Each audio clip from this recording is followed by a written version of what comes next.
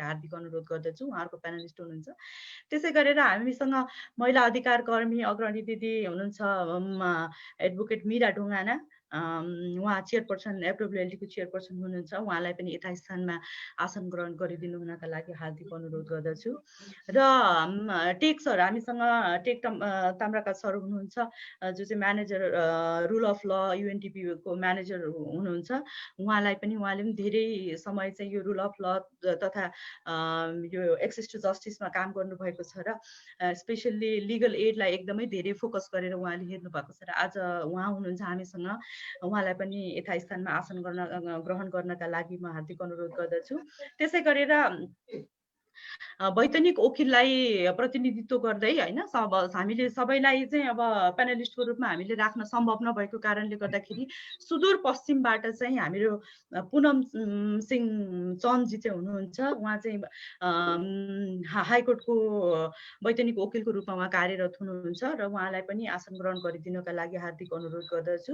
त्यसै गरेर अब एनडब्ल्युसीका प्रतिनिधिज्यूहरू अन्य निकायबाट पाल्नुहुने सम्पूर्ण प्रतिनिधिज्यूहरू, प्रमुख तथा प्रतिनिधिज्यूहरू सम्पूर्णमा चाहिँ यथास्थानमा आसन ग्रहण गरिदिनु हुनका लागि हार्दिक अनुरोध गर्दछु र म यो कार्यक्रमलाई चाहिँ औपचारिक रूपमा चाहिँ वेलकम तथा अब्जेक्टिभहरू सेयरिङ गर्नका लागि चाहिँ म राष्ट्रिय महिला आयोगका अन्डर सेक्रेटरी श्री मीरा शेरचन्दज्यूलाई चाहिँ हार्दिक अनुरोध गर्दछु।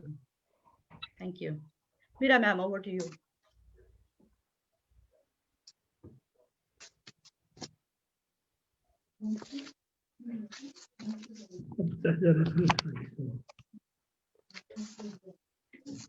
हजुर, धन्यवाद अनिताजी। नमस्कार सबैजनालाई।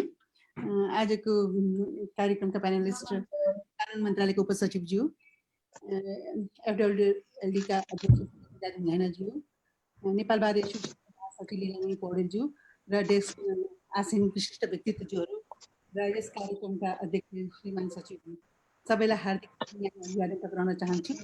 र आजको यो विशेष कार्यक्रम हाम्रो यो 16 दिने अभियान, लैङ्गिक हिंसा विरुद्धको 16 दिने अभियान अन्तर्गत त्यसै सन्दर्भमा पारेर चाहिँ हामीले आज यो कार्यक्रम गरेका छौँ।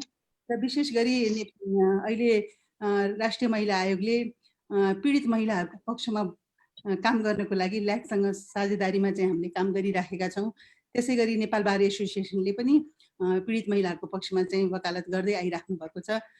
र विशेष गरी अहिले यो महिलाहरू हिंसामा परिरहेका र न्याय नपाइरहेको अवस्थामा चाहिँ यस्ता संस्थाहरू जुन ल्याक छ, नेपाल बार एसोसिएसन छ, त्यसले महिलाहरूको न्यायमा पहुँच पुर्याउनलाई एउटा कोसे ढुङ्गा साबित भएको छ भन्ने मैले महसुस गरेको छु। र एफडब्ल्युएलडीले पनि त्यस कार्यमा चाहिँ सहकार्य गरिराख्नु भएको छ।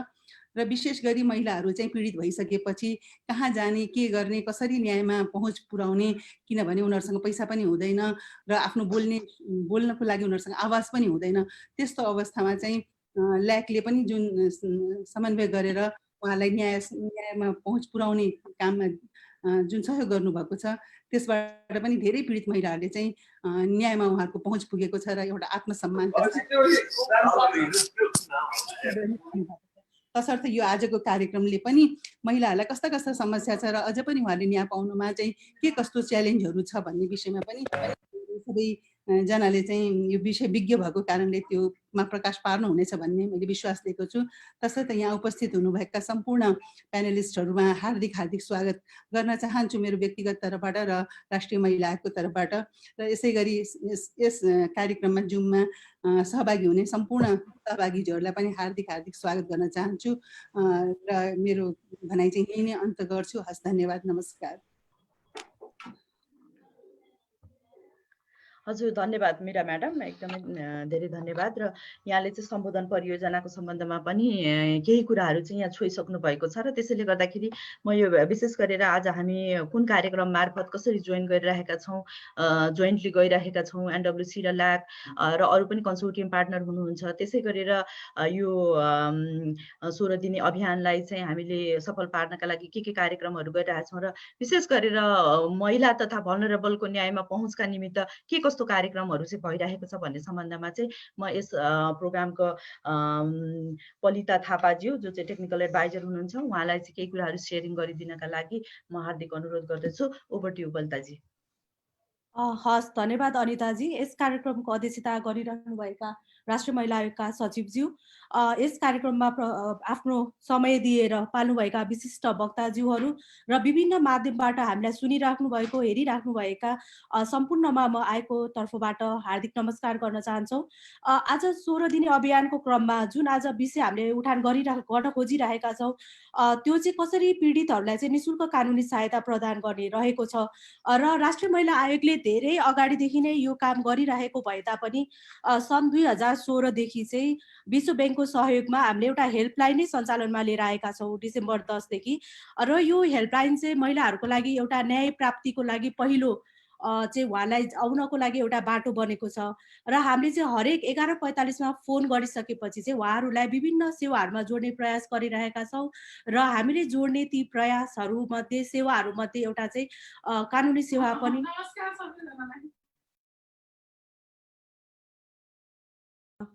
सेवा पनि रहेको छ। र पहिला हामीले सुरु गर्दाखेरि चाहिँ हामीसँग ल्याकसँगको मात्र सहकार्यमा चाहिँ हामीले कानुनी सेवा प्रदान गरिरहेका थियौँ। तर बिस्तारै हामीले चाहिँ जुन कानुनी सेवाको लागि, न्याय प्राप्तिको लागि महिलाहरू आउनुहुन्छ, उहाँहरूको सङ्ख्या चाहिँ एकदमै बढिरहेकोले चाहिँ नेपाल बार एसोसिएसनसँग पनि हामीले फेरि थप सम्झौता गऱ्यौँ।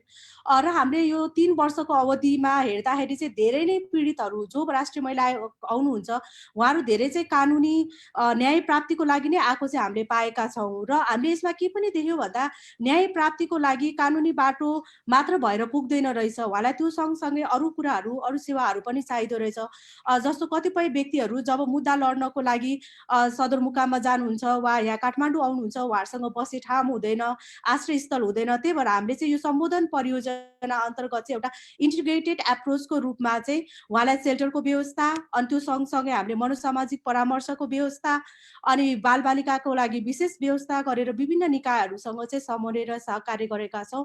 र 2 वर्ष यो हाम्रो 3 वर्षको तथ्याङ्क हेर्दा चाहिँ हामीले के देख्छौँ भन्दा राष्ट्रिय महिला आयोगमा चाहिँ आउने मुद्दाहरूमा 80% चाहिँ उहाँ घरेलु हिंसाको शिकार भएर नै आउनु भएको हुन्छ। र यसमा चाहिँ उहाँले आफूमाथि घटेको कुरा, आफ्नै परिवारबाट भएको हिंसालाई चाहिँ बाहिर ल्याउनलाई एकदमै गाह्रो छ उहाँहरूलाई। र उहाँले एकदमै साहस पुऱ्याएर चाहिँ यहाँ आइसक्दाखेरि फेरि पनि उहाँले चाहिँ समयमा न्याय नपाउने, न्यायको चाहिँ जुन जटिल प्रक्रियाहरू, अनि आफ्नै मान्छेहरूले उहाँलाई विश्वास नगर्ने, त्यो कुराहरूले चाहिँ एकदमै गाह्रो भएको कुराहरू चाहिँ हामीले पाएका छौँ। अन्य चुनौतीमा चाहिँ अघि नै पनि हामीले कुरा गरिसक्यौँ, जस्तो उहाँहरूसँग चाहिँ अदालतमा कोर्ट फीहरू तिर्ने पैसाहरू पनि एकदमै अभाव रहने, र अहिले चाहिँ झनै आफ्नो मुद्दाहरू पनि सबै कुरा यही अब काठमाडौँमा बसोबास गरिराख्नु भएको छ। तर फेरि त्यसको लागि जिल्ला जानुपर्ने, जिल्ला जाँदा फेरि उहाँहरूसँग यातायातमा लाग्ने खर्चहरू, यो सबैले पनि उहाँहरू धेरै मारमा परेको चाहिँ हामीले पाएका छौँ। राष्ट्रिय महिला आयोगले चाहिँ के प्रयासहरू त गरेका छौँ, तर अझै पनि यो धेरै कुराहरू चाहिँ हामीले गर्न बाँकी छ। र हामीले 3 वर्षको यो समन्वय र कार्यमा के पनि देख्यौँ भन्दाखेरि कतिपय गम्भीर प्रकृतिको मुद्दामा चाहिँ हामीले जोइन्ट रूपमा जाँदाखेरि चाहिँ अझ प्रभावकारी हुने रहेछ। जस्तो हामीले चाहिँ कुनै गम्भीर प्रकृतिको मुद्दामा चाहिँ राष्ट्रिय महिला आयोग र ल्याक मात्र नभएर हामी चाहिँ विभिन्न अन्य यसै सेवामा कार्यरत संस्थाहरूसँग, जस्तो एफडब्ल्युएलडी, सेलर्ड, होइन, विभिन्न संस्थाहरूसँग चाहिँ सहकार्य पनि गरिरहेछौँ। र यस्तै गर्दा चाहिँ हाम्रो मुद्दा अझ बलियो हुने। अनि अर्को चाहिँ हामीले के पनि देख्यौँ भन्दा न्याय प्राप्तिको बाटोमा चाहिँ कहिलेकाहीँ मिडियाले वा अन्य निकायले पनि सहयोग गर्यो भने चाहिँ थप बल पुग्दो रहेछ। हामी कहाँ आएको कतिपय चाहिँ एकदमै गम्भीर प्रकृतिको सामूहिक बलात्कारको घटनाहरूमा पनि हामीले चाहिँ प्रेसको साथहरू पाइसकेपछि, उहाँहरूले पनि यो मुद्दालाई उठान गरिसकेपछि चाहिँ पीडकहरूले चाहिँ सजाय पाएको कुरा छ। र अहिले हामीले केही प्रयास गर्दाखेरि चाहिँ यो इन्टिग्रेटेड, एकीकृत चाहिँ हुनु पर्दो रहेछ है। कतिपय व्यक्ति जब न्यायको लागि आउनुहुन्छ, हामीसँग कानुनी सहायताको लागि आउनुहुन्छ, तर उहाँलाई चाहिँ त्यो बेला मनोसामाजिक परामर्श चाहिएको पनि हामीले अनुभूत गर्यौँ। त्यही भएर हामीले सकेसम्म राष्ट्रिय महिला आयोगमा आफै स्वयं आउने वा हामीलाई फोन गर्ने पीडितहरूको लागि चाहिँ हामीले मनोसामाजिक परामर्श पनि दिने गरेका छौँ। र हामीले चाहिँ यो बाटोलाई पनि हेर्नुपर्छ जस्तो लाग्छ। किन भन्दा हामीले कानुनी न्यायको बाटो, कानुनी जुन यो परामर्श र सेवा मात्र नदिएर थप उहाँहरूको अवस्था हेरेर उहाँलाई चाहिँ अनि कुन सेवासँग हामीले जोड्नुपर्छ भन्ने कुराहरू गर्दा चाहिँ राम्रो हुन्छ होला। चुनौती पक्कै पनि धेरै नै छन्, तर सँगसँगै हामीसँग अवसर पनि रहेको छ। र आजको यस वेबिनार मार्फत चाहिँ अझै बढी सुझावहरू, अझ बढी धेरै राम्रो कुराहरू आउँछ जस्तो लागेको छ। म यति भन्दै आफ्नो भनाइ चाहिँ यही अन्त गर्न चाहन्छु। धन्यवाद। धन्यवाद पलिताजी, यहाँले एकदमै राम्रोसँग लिगल एडले आइसोलेटेड फर्ममा मात्र काम गरेर चाहिँ इफेक्टिभ हुँदैन र लिगल एड चाहिँ इन्टिग्रेटेड एप्रोचबाट चाहिँ आउनुपर्छ भन्ने कुरा चाहिँ एकदमै राम्रो स्पष्टसँग औल्याइदिइसक्नु भएको छ र जसलाई चाहिँ महिला आयोगले एकदमै राम्रोसँग इम्प्लिमेन्ट पनि गरिराखेको अवस्था छ। र म अब कार्यक्रमको अर्को फेजमा जानका लागि हाम्रो कार्यक्रमको अध्यक्षज्यू सचिवज्यूलाई अनुमति माग्दै म अगाडि बढ्न चाहन्छु। र कार्यक्रमलाई अगाडि बढाउने क्रममा चाहिँ हामीसँग आज प्यानलिस्ट, मैले अघि प्यानलिस्टको इन्ट्रोडक्सन गराइसकेको अवस्था छ र प्यानलिस्टहरू हुनुहुन्छ। प्यानलिस्टहरू समक्षमा जान चाहन्छु र यसमा चाहिँ सर्वप्रथम म मन्त्रालय, कानुन मन्त्रालय, कानुन न्याय तथा संसदीय मामिला मन्त्रालयका उपसचिव श्री अरुणा जोशी म्याडम कोमा जान चाहन्छु म सर्वप्रथम। र उहाँलाई मैले मेरो प्रश्नको कुरा गर्नुपर्दा म एकैपल्ट नै प्रश्नमा म जान चाहन्छु र यसमा चाहिँ सबैभन्दा सर्वप्रथम मन्त्रालयबाट यहाँले चाहिँ मन्त्रालयमा पनि यहाँले चाहिँ लिगल एडलाई चाहिँ विशेष गरेर केन्द्रीय कानुनी सहायता समितिलाई नै अपरेट गर्ने र त्यसमा चाहिँ यहाँले कन्ट्रिब्युट गरिराख्नु भएको अवस्था छ र मन्त्रालयको तर्फबाट यहाँले भन्नुपर्दाखेरि चाहिँ अहिलेको हाम्रो कानुनी सहायतासँग सम्बन्धित जस्तो कानुनहरू, संयन्त्रहरू के कस्ता रहेका छन् र त्यो संयन्त्रहरू कतिको इफेक्टिभ छन्, मेन कुरो इन टर्म्स अफ संयन्त्रहरूको जस्तो बजेटको कुराहरू होला, उपलब्धताको कुराहरू होला, गुणस्तरीयताको कुराहरू, यो कुराहरूमा कतिको होइन कतिको प्रभावकारी रूपमा काम गर्न सकिरहेको छ संयन्त्र तथा कानुनले नै स्पेसली। र विशेष गरेर जोखिममा तथा वञ्चितीकरणमा परेका महिला तथा महिला तथा वञ्चितीकरणमा परेका व्यक्तिहरूलाई चाहिँ कसरी यसले चाहिँ सम्बोधन गरिरहेको अवस्था छ र स्पेसल्ली यो पेन्डेमिकको समयमा, पेन्डेमिक अब एउटा विशेष परिस्थिति अहिले छ र यो विशेष परिस्थितिमा कसरी काम भइरहेको छ, यसलाई इन्स्योर गर्नका लागि के कस्ता हामीले यसमा डेभलपमेन्टहरू भएको छ मन्त्रालयको तर्फबाट र सम्बन्धित अब मन्त्रालयले यो पेन्डेमिकलाई एड्रेस गर्नका लागि के कस्ता नीतिहरू अथवा संयन्त्रहरू अथवा कस्तो इन्भिजन गरेको छ र विशेष गरेर चुनौतीहरू लिगल एड अब मोरलेस अब यहाँले नै अहिले भन्नु होला, तर अब धेरै जस्तो डकुमेन्टहरू, रिसर्चहरू लगायतको कुराहरू गर्दाखेरि त्यति धेरै प्रभावकारी छैन भन्ने कुराहरू नै आइरहेको छ र के कस्ता चुनौतीहरूका कारणले गर्दाखेरि त्यो भइरहेको छैन, के कस्ता चुनौतीहरू आइरहेका छन् लिगल एडबाट, यसको वे फरवार्ड चाहिँ के हुन सक्ला भनेर चाहिँ म म्याडम अरुणा म्याडमलाई मैले यो प्रश्न राखेँ र यहाँले चाहिँ यहाँ अहिले अब अरुणा म्यामलाई over to you Aruna ma'am. धन्यवाद अनिता म्याडम। मैले चाहिँ यो अफिसमा डेस्कटप चलाइरहेको भएर भिडियो अन चाहिँ गर्न सकिनँ, यसको लागि सो सरी। यस कार्यक्रमका अध्यक्षज्यू, राष्ट्रिय महिला आयोगका सचिवज्यू, जसले यस कार्यक्रमको अध्यक्षता गरिरहनु भएको छ, र प्यानलिस्टको रूपमा रहनुभएका विभिन्न विज्ञज्यूहरू, सहभागीज्यूहरू सबैमा मेरो नमस्कार। विशेष त कानुन न्याय संसदीय मामिला मन्त्रालयको तर्फबाट अब कानुनी सहायताको कुरा गर्दा हुन त हामी आज यो 16 दिने अभियानमा अलिकति बढी महिला फोकस अथवा महिला हिंसामा फोकस गर्न सक्छौँ। म मन्त्रालयको रिप्रेजेन्टेटिभ भएको हुनाले चाहिँ मैले यसलाई अलिकति ब्रोड फ्रेमवर्कमा पहिला केही कुराहरू यहाँहरू समक्ष निवेदन गर्न चाहन्छु। विशेष गरी कानुनी सहायता एकदमै न्यायमा पहुँचको एकदमै महत्त्वपूर्ण अवयव हो। असमर्थ पक्षले खालि असमर्थताको कारणले न्यायबाट वञ्चित हुनु हुँदैन। त्यही भएर नै यो कानुनी सहायताको कन्सेप्ट आयो र अहिलेको परिस्थितिमा हेर्ने हो भने संविधानले नै यसको चाहिँ अब धारा 20को उपधारा 10मा नै असमर्थ पक्षले कानुनी सहायता पाउने कुरालाई प्रत्याभूत गरेर मौलिक हकको रूपमा राखिसकेपछि यसको महत्त्व त छँदैछ र सबै असमर्थ पक्षले चाहिँ न्यायमा पहुँच हुनुपर्छ भन्ने मान्यता अनुसार नै अगाडि काम बढिरहेको हो।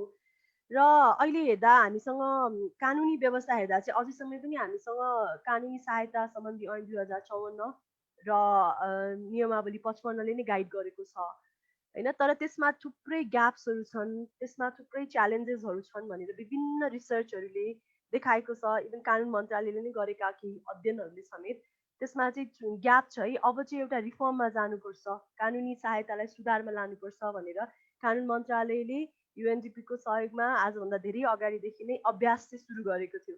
सरोकारवालाहरू जस्तो सर्वोच्च अदालत अथवा न्यायपालिका हैन, अनि सरकारी वकिल महान्यायाधिवक्ताको कार्यालय र अन्तर्गतका कार्यालयहरू, नेपाल बार एसोसिएसन, गैर सरकारी संस्थाहरू, महिला आयोग सबैसँग मिलेर चाहिँ एउटा एक किसिमको एकीकृत कानुनी सहायता संरचना चाहिँ विकास गर्नुपर्छ, संयन्त्र चाहिँ विकास गर्नुपर्छ भन्ने खालको अध्ययन अनुसन्धान सिरिज अफ डायलग डिस्कसन गरेर कानुन मन्त्रालयले इनिसिएट गरेर चाहिँ यो 2076-9-14 नेपाल सरकार मन्त्री परिषदले चाहिँ एकीकृत कानुनी सहायता नीति पारित गरेको छ र अब यो नीति आएको पनि लगभग 1 वर्ष पुग्न लाग्यो।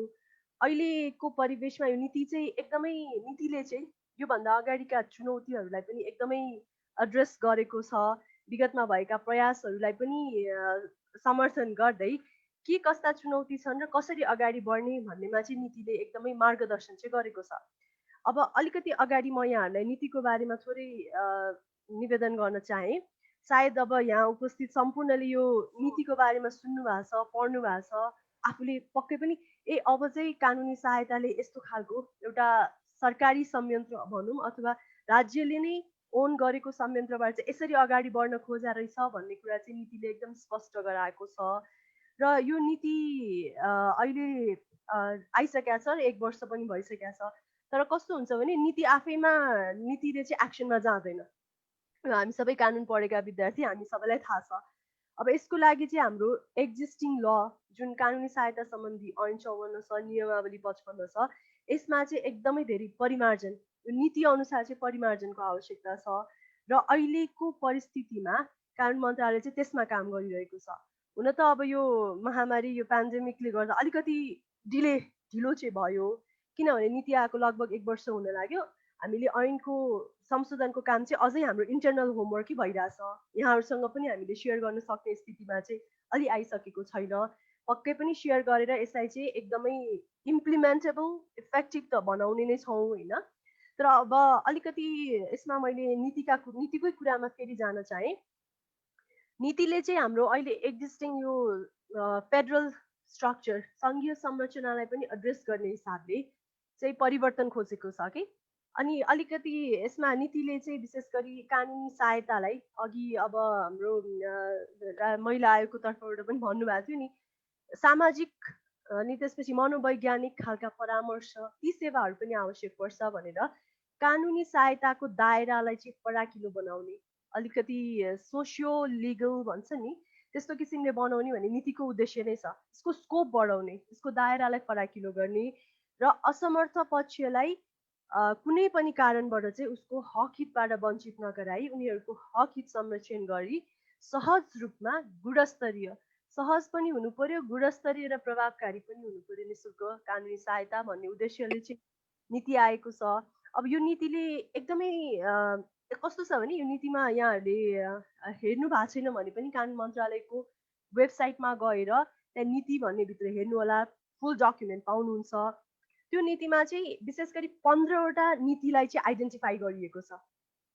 त्यो 15वटा नीतिले चाहिँ कस्तो खालका व्यक्तिहरूलाई असमर्थ भनेर पहिचान गर्ने कुरादेखि लिएर कुन मोडालिटीमा कसरी चाहिँ सेवा प्रदान गर्न सकिन्छदेखि समन्वय, सहकार्य, अनुगमन, मूल्याङ्कन र प्रतिवेदन दिने खालका समेतका कुरा चाहिँ 15वटा नीतिले गर्छ। र ती 15वटा नीतिलाई पनि फेरि रणनीति गरेर हरेक नीतिका 5वटा, 6वटा, 2टा त्यसरी चाहिँ रणनीतिहरू विकास गरिएको छ। मैले यहाँ सबै उल्लेख गर्न त सम्भव भएन, यहाँहरूले पक्कै त्यो डकुमेन्ट हेर्नुहुन्छ भन्ने मलाई विश्वास छ।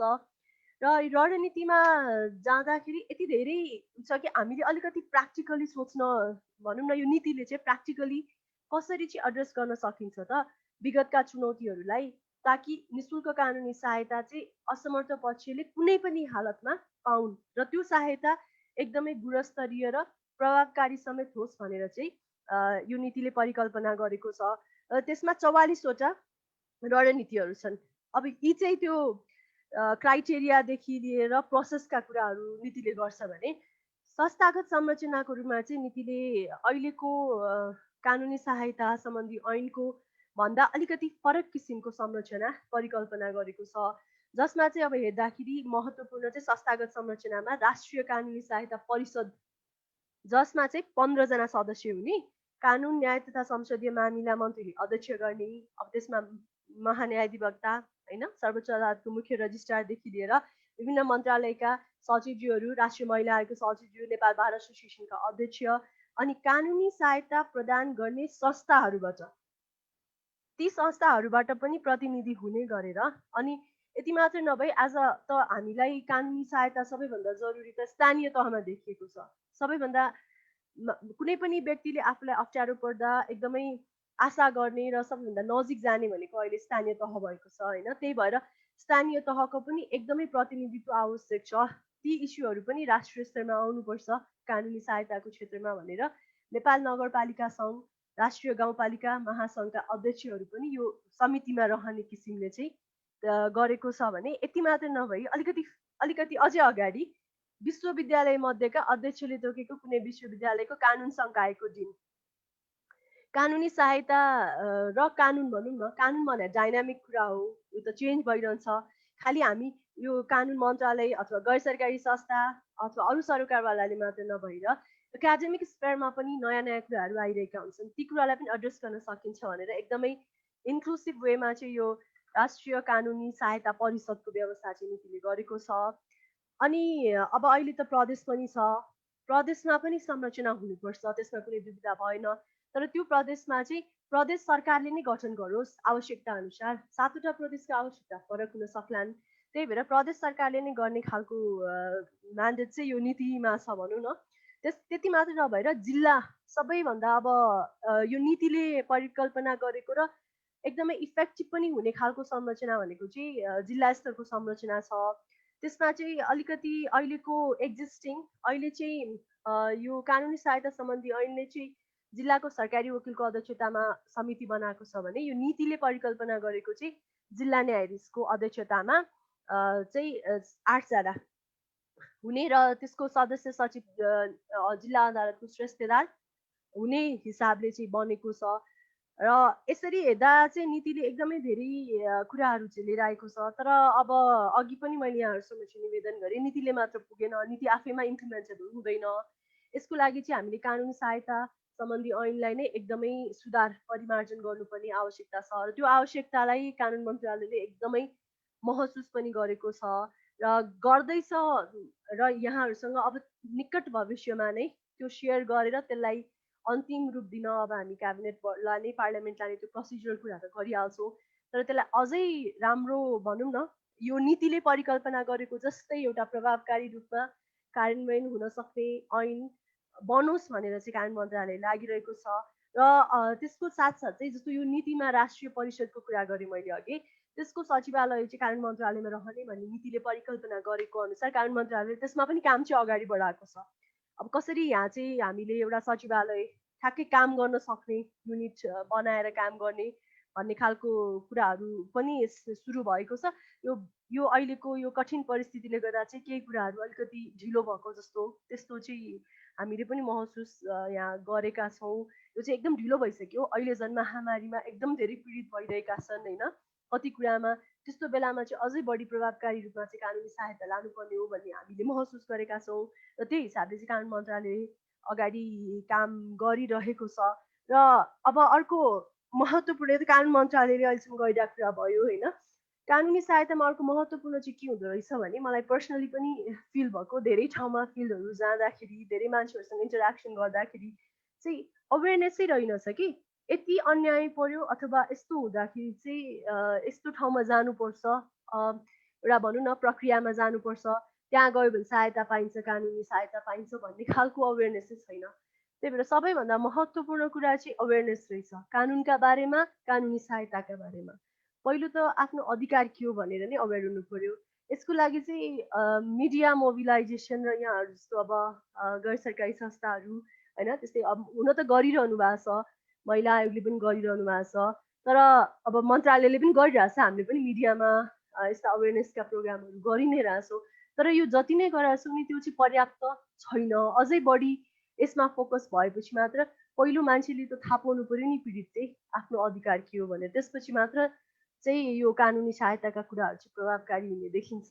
र अहिले खास कानुन मन्त्रालयले यही नै गरिरहेको छ। अब यो नीतिलाई चाहिँ कसरी कानुनको उसमा ल्याएर प्रभावकारी रूपमा कार्यान्वयन गर्ने भन्नेतर्फ नै कानुन मन्त्रालय लागिरहेको छ। अब यसमा यहाँहरूको सुझाव हैन सल्लाहहरू एकदमै महत्त्वपूर्ण हुन्छ भन्दै अहिलेलाई चाहिँ मैले मेरो भनाइ यही टुङ्ग्याउन चाहन्छु। धन्यवाद। धन्यवाद म्याडम, यहाँले जुन यो कानुनी सहायता सम्बन्धी नीति 2076 को बारेमा एकदमै राम्रोसँग स्पष्ट पारिदिनु भयो र मन्त्रालयले गर्दै गरेको कामको सम्बन्धमा पनि हामीलाई स्पष्ट पार्नु भएको छ। यसका लागि धेरै धेरै धन्यवाद।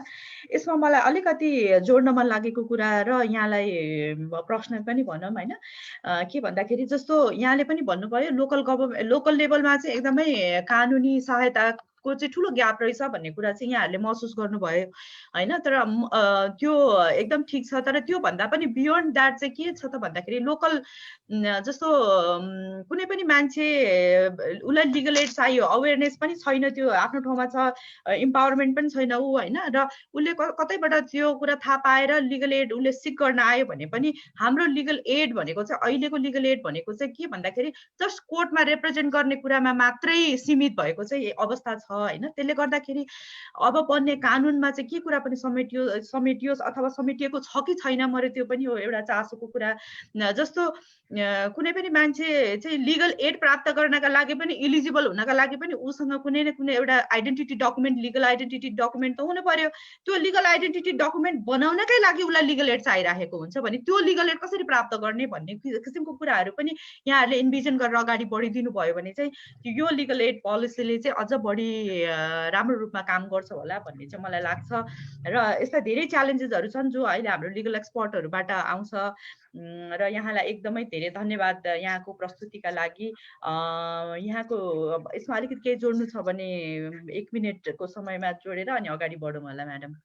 हजुर धन्यवाद। पक्कै पनि यो हजुरले भन्नुभएको कुरा चाहिँ एकदमै भ्यालिड हो हैन। अब जहाँ हामीले पनि यो अहिले सायद टेक सरले पनि पक्कै भन्नुहुन्छ युएनडिपीको यो अलि अगाडिदेखि नै म पनि कतै कतै मन्त्रालयको हिसाबले इन्भल्भ पनि भएको छु। त्यो बेलामा अलिकति सोसियो लिगल एड सेन्टरहरू पनि कतिवटा जिल्लामा चाहिँ स्थापना गरियो हैन। कन्सेप्ट दायरालाई चाहिँ फराकिलो गर्नुपर्छ। यो चाहिँ एउटा ओडा अफिसमा जाँदा एउटा निवेदन लेख्न नसक्नेलाई पनि कानुनी सहायता दिनुपर्छ भन्ने नै मान्यता छ र यसलाई अब बन्ने अबको कानुनको परिमार्जनमा चाहिँ पक्कै पनि यो एड्रेस हुन्छ। तर अहिले पनि हाम्रो कानुनमा तपाईँले हेर्नुभयो भने कानुनी सहायता ऐनमा कानुनी सहायताको परिभाषाले चाहिँ रोक्दैन, त्यसले चाहिँ एकदमै धेरै वाइडर स्कोप दिएको छ। तर हामीले प्र्याक्टिसमा गरिरहेको रहेनछौँ कि त्यो कुरालाई चाहिँ एकदमै विचार गरेर अब बन्नेमा पक्कै एड्रेस हुन्छ। हस् धन्यवाद। हजुर धन्यवाद म्याडम, एकदमै धेरै धन्यवाद।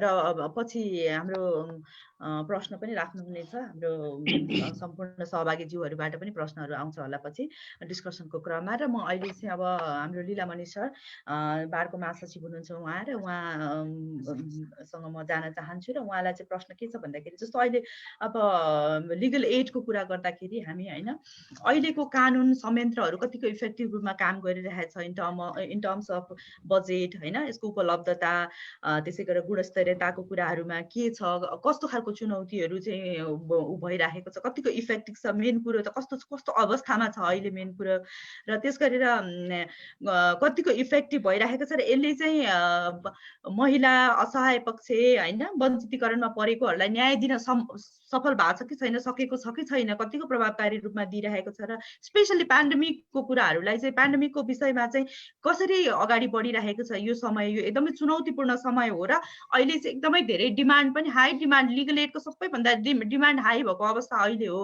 किन भन्दाखेरि धेरै मान्छेहरूले जबहरू अहिले चाहिँ डिफ्रेन्ट टाइप्सको लिगल एडहरू पनि आवश्यकता छ। जस्तो पिपल्स आर लुजिङ देयर जब हैन, त्यसले गर्दाखेरि एउटा त्यो कुरा भयो भने अर्को एक्सेस टु सर्भिसेसहरू जस्तो हेल्थ सर्भिसेसहरूमै एक्सेस हुन सकिरहेको छैन। यस्तो अवस्थामा चाहिँ कसरी त्यो वञ्चितीकरण अथवा त्यो पहुँच नभएकोहरूका लागि चाहिँ कसरी इन्स्योर गरिरहेको छ, नेपाल बारले कसरी काम गरिरहेको छ, र अहिले हाम्रो सिस्टममा कहाँ चाहिँ हिट गर्नुपर्छ होला, कसरी चाहिँ यसलाई चाहिँ वर्केबल बनाउन सकिन्छ होला, र यसको वे फरवर्डहरू चाहिँ के हुन सक्छ होला भनेर मैले चाहिँ लीलामणि सरलाई सोधेँ।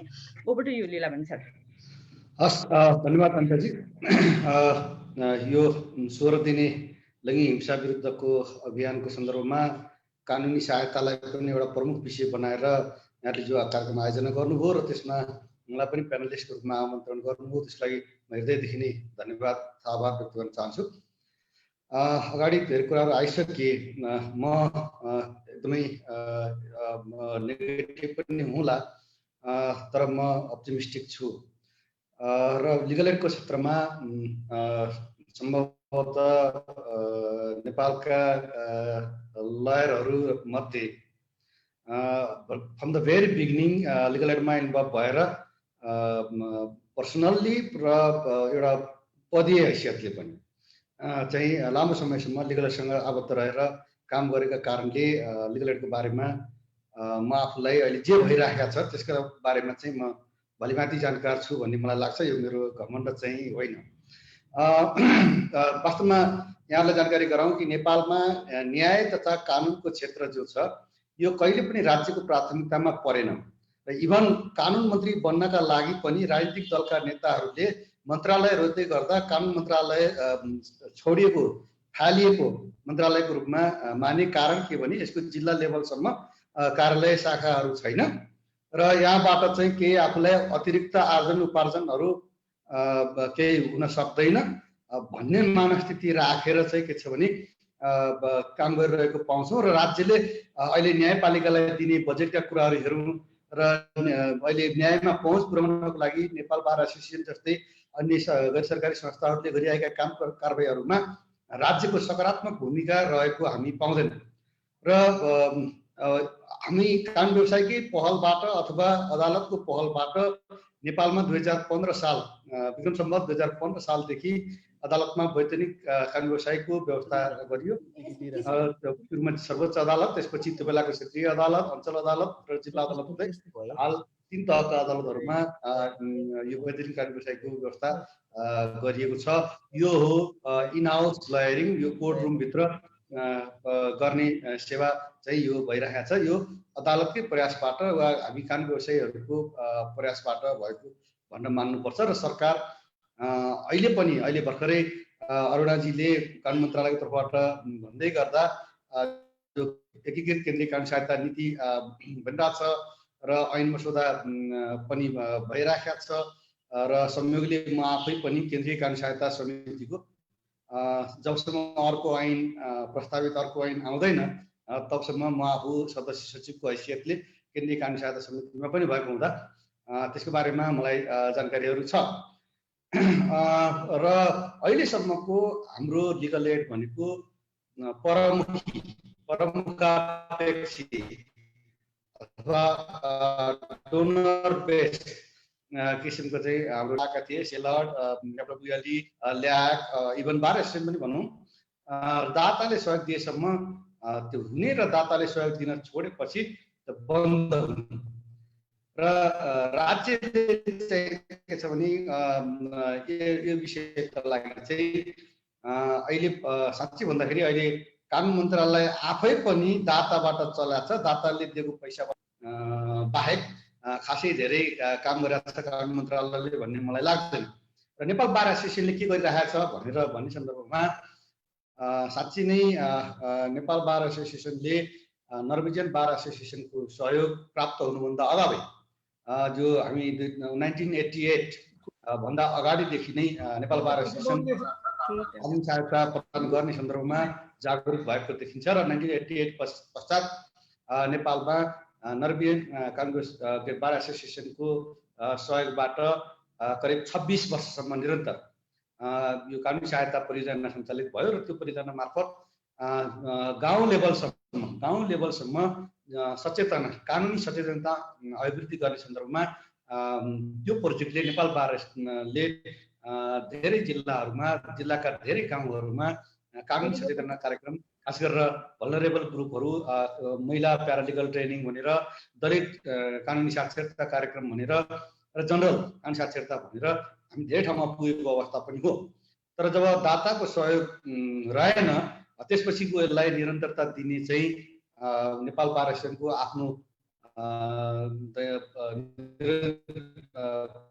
नियमित बजेट पनि नहुने हुँदा पनि हामीले आफ्ना इकाइहरू आफ्ना काम व्यवसाय सदस्यहरूलाई 77वटै जिल्लामा हामीले अनुरोध गरेका छौँ र जिल्लाका साथीहरूले त्यसको चाहिँ पालना पनि गर्नुभएको छ, योलेट पनि दिनुभएको।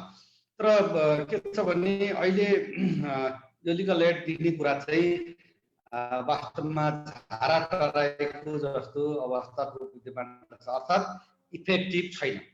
इफेक्टिभ नहुनुको पछाडि के छ भने हामी अन्तर्राष्ट्रिय समुदायमा नेपालको तर्फबाट प्रतिनिधित्व गर्दा राज्यले नेपाल राज्यभर कानुनी सहायता उपलब्ध गराएको छु भनेर भने पनि ऐनबाट त्यो भनिए पनि वास्तवमा के छ रियालिटी भन्दाखेरि चाहिँ अहिले हामीसँग जम्मा 47 वटा मात्रै जिल्लामा जिल्ला कानुनी सहायता अधिकृत भनेर राखेका छौँ। तर उहाँहरूलाई सुब्बाको तलब दिएका छौँ। खिसिट्युरीको रूपमा कहिलेकाहीँ साथीहरूले सुब्बा साहब भनेर जिस्काउँछन्, जबकि ती सबै साथीहरू वरिष्ठ अधिवक्ता बन्न योग्य भएका साथीहरू पनि त्यहाँनिर हुनुहुन्छ। उहाँको सेवा तत्त्व चाहिँ के छ भने अनिश्चित छ। उहाँहरूको सेवा सुरुमा करार थियो, त्यसपछि चाहिँ अस्थायी रह्यो, अर्को व्यवस्था नभएसम्म भनेर चाहिँ उहाँहरूले जाहिर खाइराख्नु भएको छ। 21 वर्षसम्म अस्थायीकै रूपमा उहाँहरू जाहिर गरिराख्नु भएको छ र उहाँले न पदनाम अधिकृत पाउनु भएको छ, न अधिकृतको चाहिँ तलब सुविधा पाउनुहुन्छ। एकदमै हेयरको दृष्टिले चाहिँ के छ भने काम गर्नु परेको अवस्था छ। र यो बिचमा अघि प्रदेश सरकारको पनि कुरा आयो। प्रदेश सरकारले खास गरेर प्रदेश नम्बर 2 सरकारले गएको वर्ष अब अङ्ग्रेजी डेटमा चाहिँ 2019 सम्म 1 वर्षका लागि 8वटै जिल्लामा जिल्ला कानुनी सहायता अधिकृत भनेर फ्रेस नयाँ व्यक्तिहरूलाई त्यहाँ नियुक्त गर्यो। तर त्यसलाई फेरि 1 वर्षपछि उसले कन्टिन्यू दिन सकेन। अब त्यहाँनिर कस्तो भयो भने उहाँहरूको छुट्टै अफिस थिएन। नेपाल बार एसोसिएसनका अफिस वा हाम्रो केन्द्रीय कानुनी सहायता समिति अन्तर्गत जिल्ला कानुनी सहायता समितिका अधिकृत साथीहरू जो सुब्बा लेभलका हुनुहुन्छ उहाँहरूसँगै बसेर काम गर्दाखेरि कता कतै प्रतिस्पर्धा, प्रतिशोध, डुप्लिकेसन यस्ता खालका चाहिँ समस्याहरू पनि त्यहाँनिर रहे। ह्युमिलेसनको कुरा पनि रहे। आफू 20औं वर्षदेखि काम गरिरहेको छु, आफू एसिस्टेन्ट सुब्बा र भर्खरै प्रदेश सरकारले नियुक्त गरेको व्यक्ति अधिकृत, यो पनि परिस्थिति रह्यो। अब चाहिँ हामीले सोच्ने बेला आएको छ। हिजो राज्यका नीति निर्देशक सिद्धान्त अन्तर्गत लिगल एड राखिएको थियो, अहिले चाहिँ नागरिकको मौलिक हककै रूपमा लिगल एडलाई राखेको छ। त्यसैले राज्यले नै जिम्मेवार भएर यो लिगल एड प्रोभाइड गर्नुपर्नेमा राज्य चाहिँ अलमलकै स्थितिमा छ। अहिलेसम्म नीतिको कुरा गर्दाखेरि त्यो नीतिले साँच्चीकै लिगल एड दिने संस्थाहरूलाई साँच्चीकै अहिलेसम्म महत्त्वपूर्ण भूमिका निर्वाह गरेका संस्थाहरूलाई, जस्तो म बारको प्रतिनिधित्व गर्ने हुँदा बार एसोसिएसनलाई पनि त्यसले अवमूल्यन या कमजोर स्थितिमा राखेको म पाउँदछु। अहिले परिषदीय सिस्टममा गइएको छ। परिषदमा जाँदाखेरि अब हिजो यहाँहरूलाई जानकारी नै छ, कानुन मन्त्री अध्यक्ष हुनुहुन्छ, मान्य अधिवक्ता सदस्य हुनुहुन्छ, बार एसोसिएसनको अध्यक्ष सदस्य हुनुहुन्छ, बार एसोसिएसनको महासचिव सदस्य सचिव र लिगल एडको चाहिँ के अरे सचिवालय नेपाल बार यसरी चाहिँ चलाइराखिएको थियो। र जिल्लाका कानुनी सहायता प्रदान गर्ने व्यक्तिहरू वकिल अधिवक्ताहरू नै हुने भएको हुनाले र नेपाल बारसँग प्रत्यक्ष सम्बन्ध र सरकारमा रहनु भएको हुनाले जो हामीले उहाँलाई निर्देशन गर्न सक्थ्यौँ त्यो आज नसक्ने अवस्था पुगेको छ। अर्थात् त्यो परिषदबाट नेपाल बारको महासचिव हटाइएको छ। त्यस्तै अरू कतिपय कुराहरूमा पनि त्यहाँ मिलेका छैनन्। र अहिले केन्द्रीय कानुनी सहायता समितिले एउटा ऐनको बसेको ड्राफ्ट छ, त्यसलाई फाइनल गर्नको लागि मन्त्रालयका सहसचिव खडेन्द्र गौतम सर र म आफैलाई पनि त्यसलाई जिम्मेवारी दिएको छ। त्यसमा हामी काम गर्दैछौँ। जहाँसम्म अहिले पेन्डेमिक सिचुएसनको कुरा उठाउनु भएको थियो अनिताजीले, यो अवस्थामा मैले अघि नै भने हामी डोनर बेस भएका छौँ। डोनरले सहयोग गर्दाखेरि गर्ने नत्र नगर्ने। UNDP A to Z को सहयोगमा नेपाल बार एसोसिएसनले गएको जेष्ठ महिनादेखि पेन्डेमिक लिगल एड भनेर हामीले 18 वटा उच्च अदालत रहेका जिल्लाहरूमा चाहिँ 4 महिनाका लागि त्यहाँ हामीले साइको सोसल काउन्सिलर र लिगल एड लयर गरेर हामीले 4 जनालाई 4 महिनासम्म हामीले UNDP को सहयोगमा हामीले काम लगायौँ। त्यसै गरी नागरिकहरूलाई सचेत गराउनु पर्दछ भन्ने यो आम अपेक्षा छ, यो गर्नै पर्ने भन्ने सबैको राय छ र यो अहिलेको आवश्यकता पनि हो। त्यो परिपूर्ति होस् भनेर हामीले 17 वटा जिल्लाबाट विभिन्न FM रेडियोहरू मार्फत निरन्तर 2 महिनासम्म दिनमा 3 पटक दिनमा 3 पटक कोही पनि अन्याय सहेर नबसौँ। कसैलाई कानुनी सहायता आवश्यक निःशुल्क कानुनी सहायता आवश्यक पर्यो भने जिल्ला स्थित नेपाल बार एसोसिएसनका एकाइहरूमा जिल्ला कानुनी सहायता समितिमा सम्पर्क गरौँ भन्ने म्यासेज हामीले चाहिँ के छ भने 2 महिनासम्म 17 जिल्लाको रेडियोहरूबाट हामीले प्रसारण पनि गऱ्यौँ र व्यक्तिगत रूपमा नेपाल बार एसोसिएसनको म महासचिव भएर आइसके पछाडि 753 वटै स्थानीय सरकारहरूलाई पालिकाहरूलाई लिखित रूपमा तपाईको पालिकाभित्र कोही पनि व्यक्ति असहाय असक्षम गरिबी न्याय प्राप्तिबाट विमुख हुन नपरोस् र कोही गरिब असहाय निमुख वर्ग छ हेपिएको अपहेलित वर्ग छ भने त्यस्ता वर्गहरूका लागि नेपाल बार एसोसिएसनका जिल्ला स्थित बार इकाइहरू र जिल्ला स्थित जिल्ला कानुनी सहायता समितिमा सम्पर्क गर्नको लागि पठाइदिनु हुन र आफ्नो पालिकाभित्रका नागरिकहरूलाई जानकारी गराइदिनु हुन भनेर पत्रचार गरेको अवस्था पनि छ। तर व्यवहारमा चाहिँ त्यति धेरै वर्कलोड भएको हामी पाउँदैनौँ। यसको मतलब त्यो सञ्चार त्यो सूचना प्रभावकारी रूपमा अझै पनि भएको रहेछ भन्ने हामीलाई लागेको छ। यसलाई अझ थप जनता लेभलसम्म पुग्नका लागि हामीले फेरि पनि नेपाल बार एसोसिएसनले विगतमा गरिआएको जो कार्यक्रम थियो कि कानुनी सचेतना कार्यक्रम या कानुनी साक्षरता कार्यक्रम समुदायमै गएर पालिका लेभलमै गएर वडा लेभलमै गएर हामीले त्यो गऱ्यौँ भने कतिपय कुराहरू हामी लिगल क्लिनिकको रूपमा त्यही वडा लेभलमै अथवा स्थलगत रूपमै हामीले उहाँलाई एडभाइस गर्न सक्छौँ भने कतिपय कुराहरूमा चाहिँ जिल्लामा अथवा अदालतमा प्रशासनमा जे जहाँ उपचारको लागि जानुपर्ने हो त्यो ठाउँमा जानको लागि जिल्लामा रिफर गर्न सक्छौँ।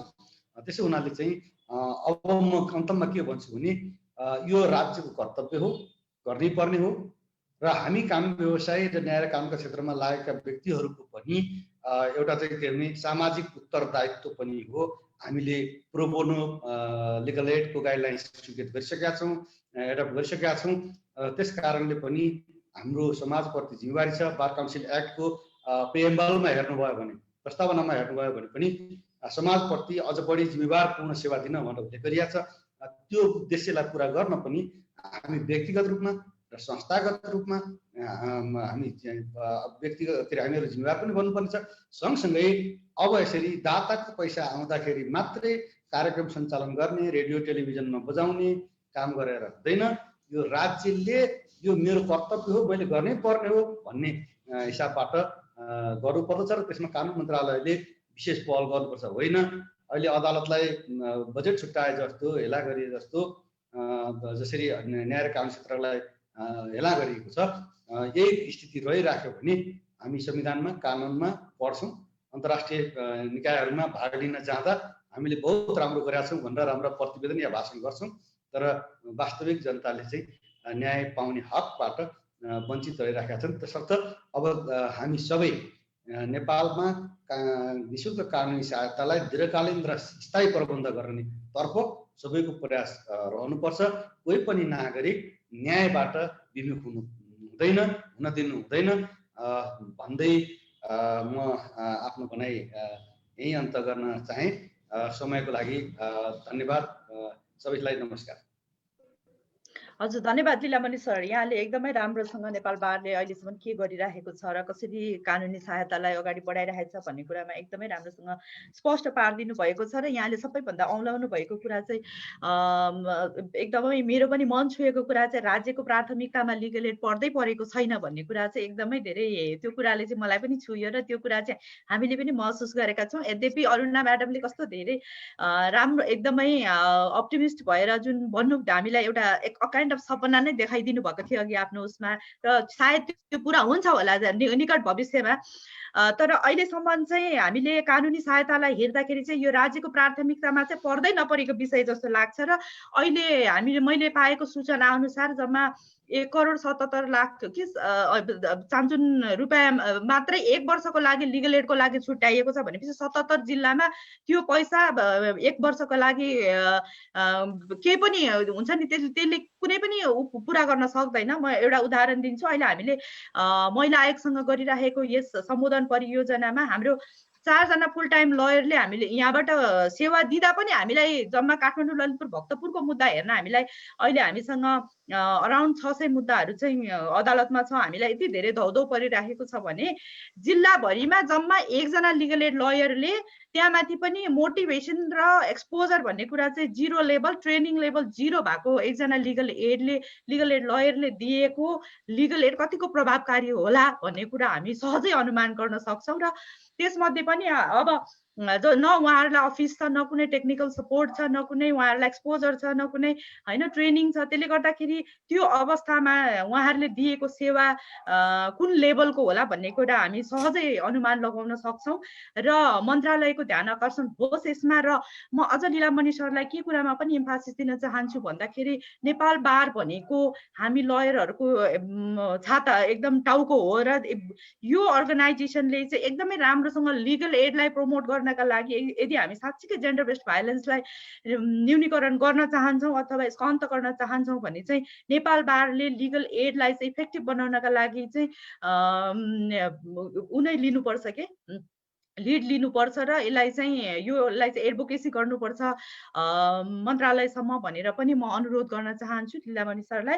धन्यवाद लीलामणि सर। र यहाँहरूको यदि कुनै प्रश्न छ भने प्लिज च्याट बक्समा यहाँहरूले ड्रप गर्दै गर्नुहोला प्रश्नलाई र अन्तमा हामी डिस्कसन सेसनमा हामी त्यो प्रश्नहरूमा पनि छलफल गर्नेछौँ। र अब म मीरा ढुङ्गाना म्याडमसँग जान चाहन्छु र उहाँलाई चाहिँ प्रश्न के छ भन्दाखेरि अहिलेको लिगल एडले चाहिँ यो जोखिममा परेको वर्ग, महिला, वञ्चितीकरणमा परेकोहरूलाई न्याय दिन सकेको छ कि छैन? एक त कानुनी रूपमा, दोस्रो कुरो संरचनागत रूपमा, बजेट उपलब्धताको र गुणस्तरीयताको सम्बन्धमा, र त्यसै गरेर पेन्डेमिकको अवस्थामा कसरी काम भइरहेको छ, यहाँले गर्नुभएको अर्गनाइजेसनले के कस्ता रणनीतिहरू लिनु भएको छ यो पेन्डेमिकको आवश्यकतालाई पुरा गर्नका लागि, साथै यसको चुनौती तथा यसको वे फरवार्ड चाहिँ के हुन सक्छ होला भनेर मैले मीरा म्याडमलाई over to you Meera ma'am.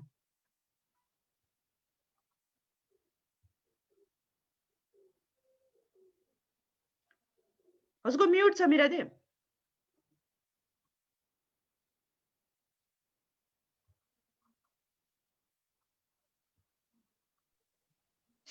अहिले अब मेरो अनुहारै देखाउनु पर्दा म मीरा ढुङ्गाना, धन्यवाद।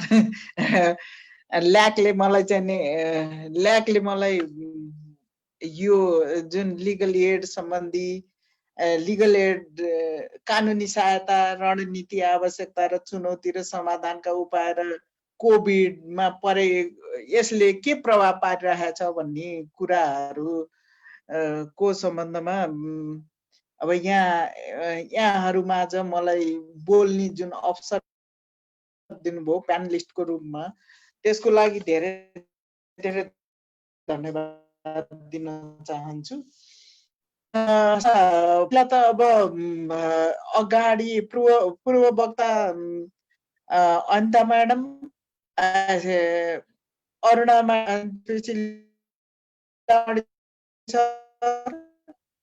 उहाँहरूले के हो भन्ने कुराहरू, नीति कस्तो छ कुराहरू र उहाँहरूले यथार्थ कुरा, लीलामणि सरले यथार्थ कुरा अगाडि ल्याइदिनु भएको छ। जुन के भन्नुभएको छ भनेर भन्दाखेरि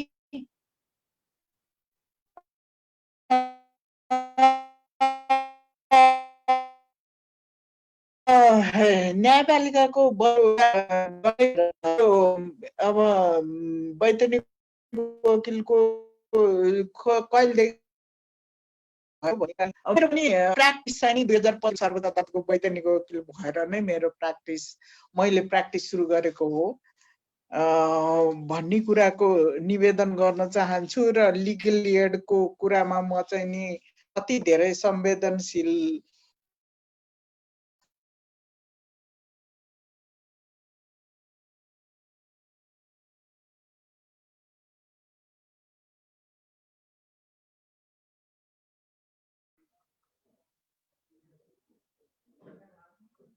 मीरा दिदी सुन्ने न त? हजुर सुन्दै हुनुहुन्छ अरूले? खोइ थाहा छैन मलाई त। म अघि मेरो पनि एकदमै यो टेक्निकल कुरा हुँदो रहेछ। हजुर अघि उहाँ अरुणा अहिले सुनिहाल्छ, अहिले सुनिहाल्छ, म्याडमले अहिले चाहिँ सुनिहाल्छ, ए सुन्नु भएको छ अरे अहिले सुन्नेको छ ल अहिले सुनिहाल्छ। ओके अरुणा म्याडमको पुरै प्रेजेन्टेसन मैले चाहिँ नि सुन्न सकिनँ कि, त्यस्तो भएको थियो। यस्तो हुँदो रहेछ। अब यो लैङ्गिक हिंसा विरुद्धको 16 दिने अभियान आज तेस्रो दिन हैन। यो वर्ष चाहिँ नि यो पुरै वर्ष चाहिँ नि लैङ्गिक हिंसा विरुद्धको वर्ष भनेर मनाउने भनेर निर्णय पनि भएको अवस्था हो। अब लैङ्गिकको कुरा गर्दाखेरि यो लैङ्गिक भित्र पनि को छ धेरै हिंसामा पर्ने भन्ने कुराहरू हेर्दाखेरि अब महिला नै धेरै हिंसामा पर्ने। महिलाको कुराहरू गर्दाखेरि अनि महिला कानुन र विकास मञ्चको कुरा गर्दाखेरि लैङ्गिक हिंसामा परेको बलात्कार, बहुविवाह, बाल विवाह, ट्राफिकिङ यस्तो केसहरूलाई चाहिँ नि लिगल एड दिने भनेर फुल लिगल एड चाहिँ नि हाम्रो भएन कि हामीले चाहिँ नि त्यसमा गएर बहस पैरवी गरिदिने फ्रीमा। अनि त्यसपछि नागरिकताको कुरा, जुन नागरिकता भएन भने त कुनै पनि अधिकारहरू चाहिँ नि लिन नसक्ने अवस्थाहरू हो भन्ने कुरा चाहिँ नि सबैलाई थाहा छ। त्यसको लागि पनि महिला कानुन र विकास मञ्चले लिगल एडको दिने कामहरू गरिराखेको छ। लिगल एड दिने भनेर अब त्यही कोर्टमा रिप्रेजेन्ट गर्ने, कोर्टमा हामीले केसहरू लगिदिने, कोर्टमा रिट लगिदिने, अनि त्यसपछि अरू सहयोग चाहिने जुन सिफारिस लिनुपर्ने त्यस्तो त्यस्तो कुराहरूमा चाहिँ नि जन्मदर्ता यो नागरिकता बनाउनको लागि पनि नभएकोहरू जुन चाहिँ नि स्टेटलेसनेस भएका व्यक्तिहरू हुनुहुन्छ उहाँहरूको लागि चाहिँ नि यो कानुनी सहायता दिने कामहरू चाहिँ नि महिला कानुन र विकास मन्त्रीले गरिरहेको छ।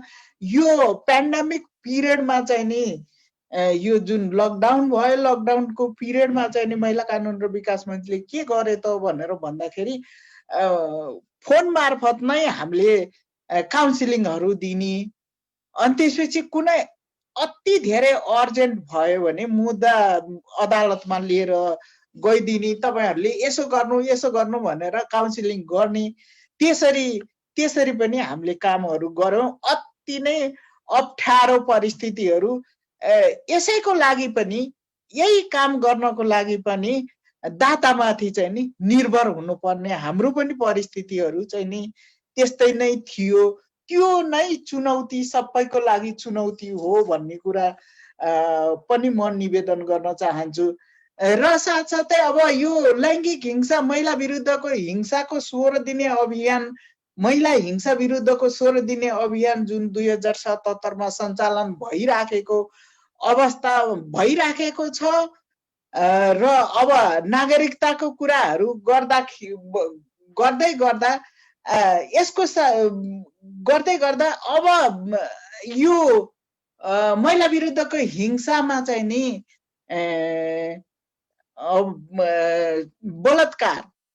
बलात्कारसँग सम्बन्धित कुराहरू चाहिँ नि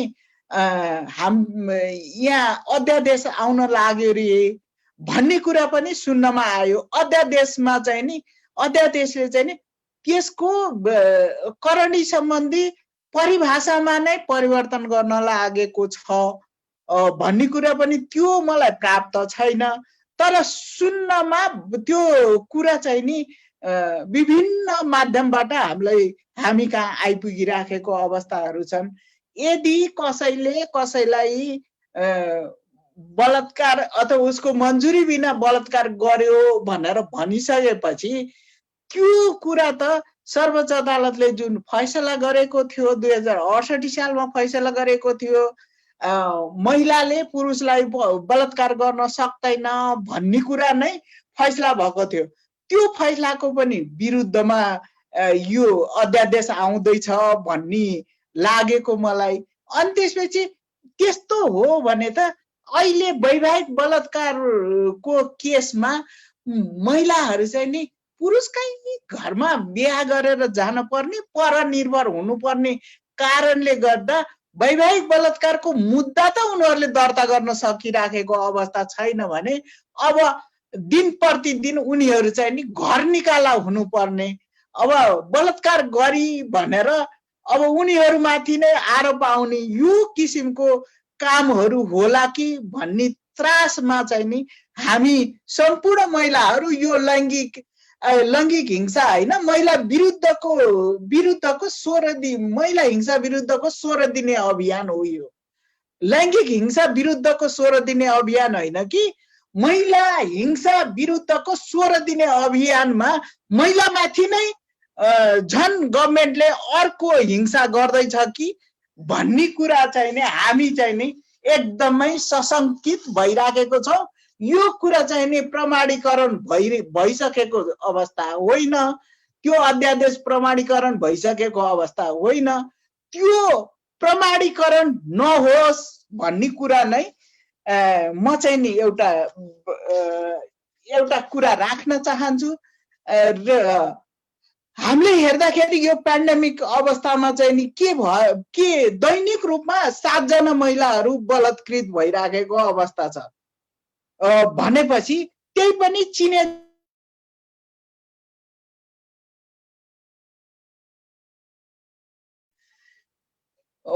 भने लैङ्गिक हिंसाकै कारण 47 जना महिलाहरू चाहिँ नि यो 6 महिनाभित्र चाहिँ नि ज्यान गुमाउनु पर्ने, हत्या भएको।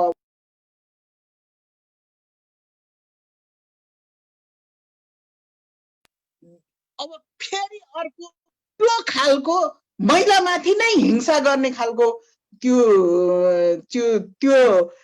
अध्यादेश आयो भने यो चाहिँ नि महिलाहरूको लागि कालो दिवसको रूपमा मनाउनु पर्ने अवस्थाहरू चाहिँ नि आउँछ होला भन्ने चाहिँ नि मलाई लाग्छ। र अब यति भन्दै म चाहिँ नि मेरो छोटो भनाइ यही अन्त्य गर्न चाहन्छु। धन्यवाद। धन्यवाद मीरा म्याडमलाई, एकदमै धेरै धन्यवाद। उहाँले अहिले यो 16 दिने अभियानको क्रममा चाहिँ यदि अब महिलाले पनि पुरुषलाई बलात्कार गर्न सक्छन् भन्ने किसिमको कानुन आयो भने भोलिको दिनमा हामीले के भोग्नु पर्ने हुन्छ र भोलि हामीले के देख्नु पर्ने हुन्छ भन्ने कुरा चाहिँ स्पष्टसँग उहाँले राखिदिनु भएको छ। धन्यवाद यसका लागि धेरै धेरै। र उहाँले चाहिँ हामीलाई एप्रोप्रिएटली के गरिरहेको छ यो अवस्थामा भन्ने कुरा पनि स्पष्ट रूपमा राखिदिनु भएको छ। र यो जुन मलाई पनि अलिकति कुरा सेयर गर्न मन लाग्यो। जस्तो ल्याकमा हामीले 40,000 भन्दा बढी महिलाहरूलाई चाहिँ अहिलेसम्ममा कानुनी सहायता दिइसकेको अवस्था छ महिला तथा बालबालिकालाई। र यो अवस्थामा आउँदासम्म हामीले यो अपराध संहिता र देवानी संहिता लागू हुनुभन्दा अगाडिको अवस्थामा जुन बेला चाहिँ महिलाले मात्रै सम्बन्ध विच्छेद कोर्टमा जान पाउने अवस्था थियो, त्यो अवस्थामा धेरै मुद्दाहरू महिलाहरू नै पक्ष भएर आउने चाहिँ हामी कहाँ पीडितहरू आउनुहुन्थ्यो धेरै भने। अहिले आएर चाहिँ के भइरहेको छ त भन्दाखेरि हाम्रो सबैजना लयरलाई यति भ्याइ नभ्याइ छ कि प्रति उत्तर लेख्न, सम्बन्ध विच्छेदको प्रति उत्तर लेख्नका लागि जो महिला चाहिँ सम्बन्ध विच्छेद गर्नै चाहनुहुन्न, उहाँहरू यति डिपेन्डेन्ट हुनुहुन्छ होइन, त्यसको प्रत्युत्तर लेख्नकै लागि अहिले हाम्रो सबै लयरहरू चाहिँ एकदमै हुनुहुन्छ भनिसकेपछि अब यहाँ हामीले फेरि यो रेप यदि महिलाबाट रेप हुन्छ भन्ने कानुन आयो भने चाहिँ हामीले चाहिँ भोलि महिलाहरूलाई जेलबाट छुटाउनका लागि अथवा उहाँहरूलाई न्याय दिलाउनका लागि के गर्नुपर्छ भन्ने कुरा पनि अलिकति छर्लङ्ग भएको छ। त्यसले गर्दाखेरि कानुन मन्त्रालयको पनि यसमा ध्यान जाओस् र सिभिल सोसाइटीको पनि यसमा हामीले अहिले नै त्यो अवस्थामा हाम्रो नेपालको महिलाहरू आफूलाई परेको अन्याय भन्न सक्ने अवस्थामा छैनन् भने अब म चाहिँ निर्दोष छु भनेर साबित गर्ने अवस्थामा त झन् त्यो बाटोमै छैनन्। त्यसले गर्दाखेरि हाम्रो कानुनले नै अन्याय गर्ने खालको अथवा कानुनले नै जोखिममा पार्ने खालको कानुन ल्याउन चाहिँ अलिकति बेला भएको छैन जस्तो लाग्छ मलाई। त्यसले गर्दाखेरि हामीले यो तर्फ पनि ध्यान दिनुपर्छ होला। धन्यवाद, धेरै धेरै धन्यवाद मीरा दिदी। र अब म टेक सरसँग गएँ र टेक टमाटर सरलाई मेरो प्रश्न चाहिँ के भन्दाखेरि अहिलेको जस्तो कानुन र यो जुन लिगल एडसँग सम्बन्धित कानुन तथा संयन्त्रहरू को सम्बन्धमा चाहिँ के कस्ता होइन यो संयन्त्रहरूले कसरी काम गरिराखेको छ। अब बजेटको कुरा अघि पनि हाम्रो के अरे लीलामणि सर लगायत हाम्रो मीरा म्याडमले पनि भनिसक्नु भएको छ कि बजेट होइन सस्टेनेबिलिटीको पार्ट र त्यही कुरा हामीले पनि भोगिरहेका छौँ र यहाँ त अब डोनर एजेन्सीसँग बसेर पनि काम गर्नु भएको छ, युएनडिपीसँग आबद्ध हुनुहुन्छ। यो कसरी यसलाई चाहिँ हामीले सुधार गर्न सक्छौँ होला, यो बजेट उपलब्धता गुणस्तरीयतालाई चाहिँ कसरी हामीले बढाउन सक्छौँ होला यसको, र जोखिममा परेको वर्ग जस्तो अहिलेको एक्जिस्टिङ सिचुएसनमा चाहिँ जोखिममा परेको वर्ग, वञ्चितीकरणमा परेको वर्गलाई चाहिँ हाम्रो अहिलेको एक्जिस्टिङ लिगल एडले चाहिँ समेट्न सकेको छ कि छैन, न्याय दिन सकिरहेको छ कि छैन, र पेन्डेमिकको अवस्थामा के कस्ता चुनौतीहरू भोग्नु पर्यो, प्लस कस्ता खालका प्रोग्रेसहरू भए र यसमा चाहिँ युएनडिपीको कस्तो यसमा भिजन कस्तो रहेको छ होइन, र वे फरवार्ड के हुनु पर्ला भनेर चाहिँ मैले टेक्सरलाई एउटै प्रश्नमा सबै कुरा सोधेँ। हस्, धन्यवाद। हस्, धन्यवाद, धेरै धन्यवाद अनिता म्याडमलाई। यस कार्यक्रमका अध्यक्षज्यू र सहभागी साथीहरू, अघि हाम्रा पूर्व वक्ता साथीहरूले धेरै कुराहरू उल्लेख गरिसक्नु भएको छ। नेपालको लिगल एड प्रणाली कसरी अगाडि बढेको छ र वास्तवमा लिगल एडले गुणस्तरीय तरिकाले सेवाहरू उपलब्ध गराउन सकेका छ कि छैन, लिगल एडका संयन्त्रले भन्ने विषयमा समेत एकदमै विश्लेषणात्मक कुराहरू आइसकेका अवस्था भए भएर मैले धेरै कुराहरू बोल्न आवश्यक ठानेको छैन। तर यहाँले 2-3वटा कुराहरू, एउटा दिगोपनाको कुरा, दोस्रो चाहिँ सीमान्तकृत वर्गहरूले लाभ पाउन सकेका छन् कि छैनन् भन्ने प्रश्न, र तेस्रो चाहिँ वास्तवमा यो पेन्डेमिकको सन्दर्भमा लिगल एडका संयन्त्रहरू कतिको फङ्सनल छन् छैनन्, र यसमा चाहिँ कस्तो तरिकाले अगाडि बढ्न उपयुक्त होला भन्ने विषय, र सँगसँगै अब स्रोत, किनभने दिगोपनासँग स्रोत जोडिहालिन्छ। मैले यति कुराहरूमा सशर्ती जाँदाखेरि मैले अलिकति ब्याकग्राउन्ड चाहिँ उल्लेख गर्न खोजेँ। यद्यपि धेरैजना साथीहरूको, म्याडमहरूको, सरहरूको प्रस्तुतिमा आइ पनि सकेको छ। हामीले कहिले पनि लिगल एडलाई सर्भिस डेलिभरीसँग जोड्न सकेनौँ। सर्भिस डेलिभरीको एउटा महत्त्वपूर्ण अङ्गको रूपमा अङ्गीकार गर्न सकेनौँ। सबभन्दा त्रुटि, सबभन्दा ठुलो चाहिँ ग्याप वास्तवमा मैले त्यही चाहिँ देख्ने गर्छु। लिगल एडलाई खालि लिगल रिप्रेजेन्टेसन, अघि यहाँले कुरा पनि राख्नु भएको छ, त्योभन्दा ठुलो आँखाले, त्योभन्दा ठुलो दृष्टिकोणले हामीले यसलाई चाहिँ हेर्न सकेनौँ, एउटा। दोस्रो चाहिँ यद्यपि कन्स्टिट्युसनले यसलाई चाहिँ फन्डामेन्टल राइट्सको रूपमा उल्लेख गर्यो, फ्री लिगल एड सबैले पाउनुपर्छ भन्ने दृष्टिकोणलाई संविधानत मौलिक अधिकारको रूपमा उल्लेख गर्यो, तर त्यो अनुसारको चाहिँ प्रणाली, त्यो अनुसारको अभ्यास हामीले सृजना गर्न सक्यौँ कि सकेनौँ भन्ने विषयमा फेरि हामी अलमलमै छौँ भन्ने लाग्छ। यद्यपि कानुन मन्त्रालयले, अघि म्याडमले उल्लेख गर्नुभएको छ, इन्टिग्रेटेड लिगल एड सिस्टम जसले कानुनी सहायताका सन्दर्भमा ठुलो विधिशास्त्र निर्माण गर्ने तर्खरमा छ, त्यसको कार्यान्वयनले भोलि त्यसको परिणाम पनि देखाउला। मेरो विचारमा अहिले धेरै कुराहरू गर्नु त्यति उचित नहोला। प्रोग्रेसतिर उन्मुख चाहिँ छ, तर हामीले आउटकम लिइहाल्ने अर्थात् अनुभूति गरिहाल्ने परिवेशमा हामी पुग्न चाहिँ सकेका छैनौँ। त्यसकारण सबै इन्टरलोकेटर, यद्यपि गभर्मेन्टको भूमिका ठुलो हो, त्यसमा विमति छैन, तर यहाँहरूले विभिन्न फ्रेमवर्कहरू, नेसनल इन्टरनेसनल फ्रेमवर्कहरू हेर्नुभयो भने लिगल एडको जिम्मेवार संयन्त्र केवल सरकार मात्र होइन। यो कुरामा चाहिँ मैले फेरि पुनर्पुष्टि गर्न खोजेँ। मैले इन्टरनेसनल फ्रेमवर्कको कुरा गर्दाखेरि युएनको legal aid in criminal justice system भन्ने चाहिँ यहाँहरू सबैलाई थाहा छ, सबै लिगल एडमै काम गर्नु भएको छ। त्यो संयन्त्रले चाहिँ पार्टनरसिपको कुरा चाहिँ उल्लेख गर्न खोजेको छ। पार्टनरसिपको कुरा गर्दाखेरि सिभिल सोसाइटी, बार एसोसिएसन लगायत अन्य विभिन्न निकायहरूको भूमिका ठुलो हुन्छ। यद्यपि नेपाल सरकारले अर्थात् सरकारले चाहिँ फेसिलिटेट गर्नुपर्ने हुन्छ। अब फेसिलिटेटको सन्दर्भमा चाहिँ कानुनहरू बनाउने, प्रणालीहरू निर्माण गर्ने, गभर्नेन्सहरू निर्माण गर्ने काम चाहिँ फेरि नेपाल सरकारकै हुन आउँछ। यद्यपि त्यो लेभलको गभर्नेन्स हामीले निर्माण गर्न सकिरहेछौँ कि छैनौँ भन्ने विषयमा चाहिँ थुप्रो प्रश्नहरू हामीले राख्न सक्छौँ। जहाँसम्म अब दिगोपनाको कुरा छ, अब त्यसमा थुप्रो इस्युजहरू चाहिँ छन्, किनभने मैले अघि पनि उल्लेख गरेँ, हामी सिभिल सोसाइटीले आफ्नो तरिकाले काम गरिरहेछौँ, त्यसमा विमति छैन, तर प्रोजेक्टाइज्ड भएको छ। भन्नाले प्रोजेक्ट छ, लिगल एड छ, प्रोजेक्ट छैन, लिगल एड छैन, होइन। अब यसको मतलब फेरि सबै संस्थाहरूले त्यो अनुरूप चाहिँ अगाडि बढेका छन् भन्न चाहिँ खोजेको होइन। कतिपय संस्थाहरू हामी विद्यार्थी हुँदादेखि नै भनौँ न जन्मेका संस्थाहरूले लिगल एडलाई एउटा कल्चर अफ वर्कको रूपमा इस्टाब्लिस गर्नुभएको छ, जो एकदमै प्रशंसनीय छ। तर कतिपय संस्थाहरू चाहिँ च्याउ उम्रे जस्तो तरिकाले विभिन्न लेभलमा जन्मे,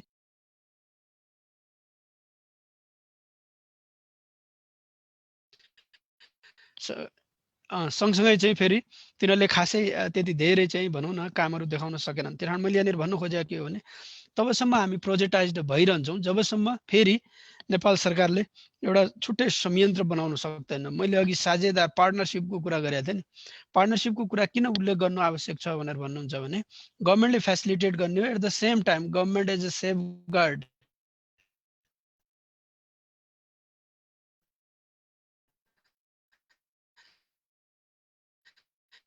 as a protector of the all human rights.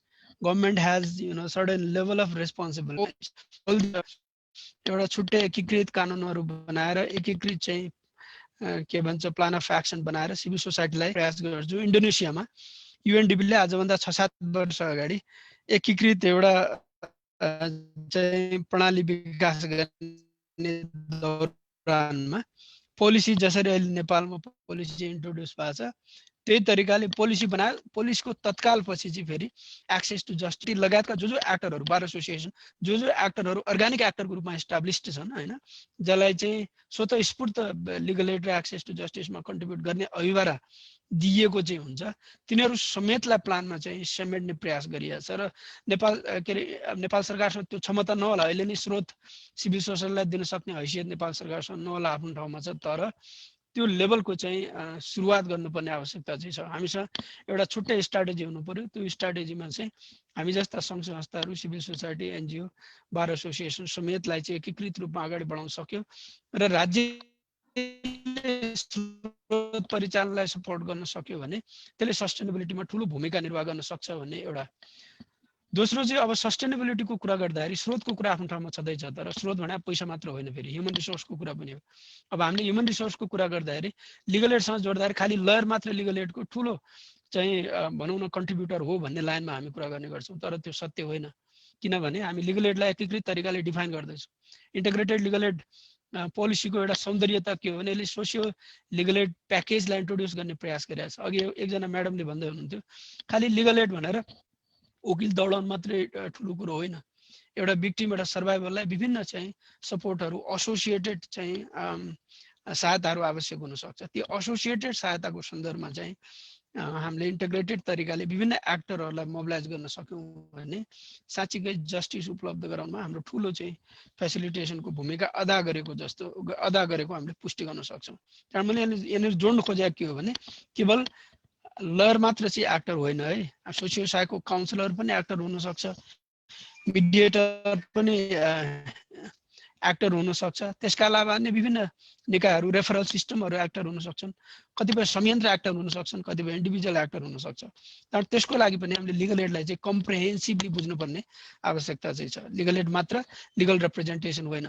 अर्को कुरा लिगल रिप्रेजेन्टेसनतिरै चाहिँ वास्तवमा लिगल एड घुमिरहेको भएर हामीले फेरि लयरकै मुख ताक्नुपर्ने आवश्यकता चाहिँ छ। तर हामीले क्लिनिकल ल एजुकेसन भनेर विद्यार्थीहरूलाई मोबिलाइज गर्ने हामीले हाम्रो प्रारूप निर्माण गर्न सकेन। मैले जोड्न खोजेको के हो भने स्वयं ल क्याम्पसको पनि फेरि अनुसार चाहिँ अगाडि बढ्न सकेको अवस्था हामीसँग छैन। त्यही कारण अब यो सस्टेनेबिलिटीको सन्दर्भमा हामीले स्रोतको कुरा गर्दाखेरि ह्युमन रिसोर्स पनि कसरी डेभलप गर्न सक्छौँ त, ताकि भोलि स्रोत नभए पनि हामीले चाहिँ वास्तवमा लिगल एडको जर्नीलाई निरन्तरता दिन सक्छौँ भन्ने विषयको सन्दर्भमा कुरा गर्दाखेरि यी यावत विषयहरूलाई पनि लिगल एड भनेर भनौँ न आर्थिक स्रोत मात्र होइन, ह्युमन रिसोर्स त्यो अनुसारको प्रणाली विकास गर्नको लागि लिगल एजुकेसन तपाईँको तत्पर हुनु पर्यो। अब लिगल एजुकेसनमा हामीले पढ्दै गरे लिगल एजुकेसनले लिगल एडको सर्वोपरि प्रिन्सिपलहरूलाई चाहिँ सम्मान गर्छ भनेर भन्न सकिने अवस्था छैन। हामीले लिगल प्रोफेसनलाई चाहिँ एकदमै तदर्थवादको रूपमा लिएका छौँ। अर्थात् जब जुनियर वकिल भनौँ भर्खर लाइसेन्स लिन्छ उसलाई लिगल एड हामी समर्पित गराउन चाहिँ वास्तवमा उन्मुख हुने गर्छौँ। इभन बार एसोसिएसनले पनि त्यो तरिकाले चाहिँ विद्यार्थीहरूलाई अर्थात् भर्खर आएको नवोदित कानुन व्यवसायलाई ओरिएन्ट गरेर चाहिँ हुन्छ।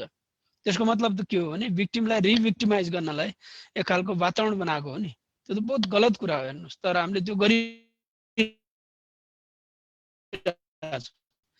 कारण ह्युमन रिसोर्सको सन्दर्भमा पनि हामीसँग रोबस्ट प्रोफेसनल ह्युमन रिसोर्स हामीले डेभलप गर्न सक्छ। लिगल एड सिस्टमले त्यो कुरालाई उल्लेख गरेको छ। तर हामीसँग मिडिएटर हुनसक्छ, 2-4 दिन यसो क्लास लियो मिडिएटर भइहाल्यो, उसमा मिडिएसनको कल्चर नहुन सक्छ, भ्याल्युजहरू चाहिँ विकसित गर्ने उसको एटिच्युड हुन्छ नि तपाईँको तत्परता नहुन सक्छ, तर हामीले फेरि उसलाई मिडिएटर मानिदिया हुन्छौँ। त्यही कारण थुप्रो समस्याहरू चाहिँ आइरहेको अवस्था चाहिँ छ। त्यही कारण मैले जोड्न खोजेको के हो भने सस्टेनेबिलिटीको लागि ह्युमन रिसोर्सलाई पनि वास्तवमा इन्ट्रोड्युस गर्नुपर्ने आवश्यकता छ, जसका लागि थुप्रो इन्टरलोकेटरको भूमिका महत्त्वपूर्ण छ। जहाँसम्म मार्जिनलाइज कम्युनिटीको कुरा चाहिँ छ, फेरि अब मार्जिनलाइज कम्युनिटीको कुरा गर्दाखेरि हामीले फेरि लिगल एडको डिफाइन गर्नै पर्ने हुन्छ। जबसम्म हामी इन्टिग्रेटेड र यसलाई प्याकेज कम्प्रिहेन्सिभ प्याकेजको रूपमा डिफाइन गर्न सक्दैनौँ, तबसम्म मार्जिनलाइज कम्युनिटिजले बेनिफिट पाउन सक्दैन। जतिसुकै राम्रो वकिल तपाईँले उपलब्ध गराए पनि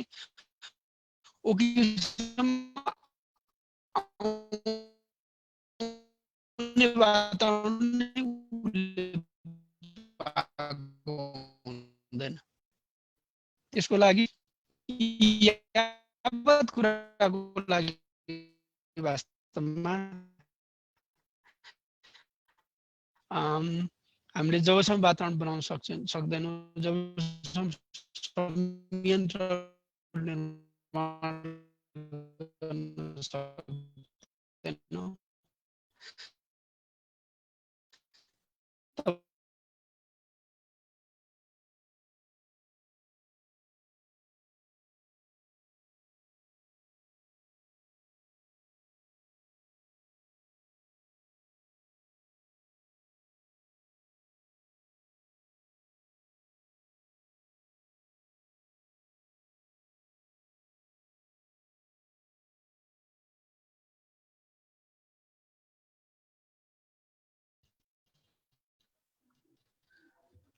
सरी है मेरो यो इन्टरनेटले अलिकति दुःख दियो।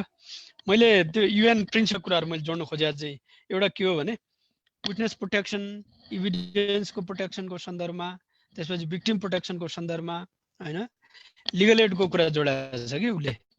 हामीले लिगल एड खालि सर्भाइभर र खालि एफेक्टेड कम्युनिटीलाई मात्रै भनेर भन्छौँ, विटनेसलाई भनेर भन्दैनौँ।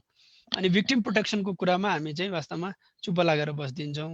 त्यसपछि पार्टनरसिप र सोसियो इकोनोमिक इन्भाइरोन्मेन्ट क्रिएट गर्नमा फेरि हामी पछि पर्छौँ, किनभने हामीसँग त्यो सिस्टमै छैन। किनभने हाम्रो लले त्यो बोल्दैन, किनभने हाम्रो प्र्याक्टिस त्यो अनुसार हामीले विकास गर्न सकेनौँ।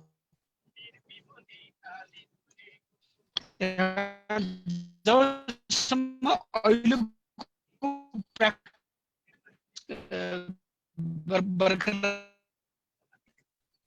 इन्टिग्रेटेड लिगल एड पोलिसीको कार्यान्वयनमा ठुलो भूमिका चाहिँ निर्वाह गर्नै पर्छ। एउटा कानुन इन्ट्री पोइन्ट हो, त्यसमा विमति छैन। कानुन इन्ट्री पोइन्ट हो, त्यसमा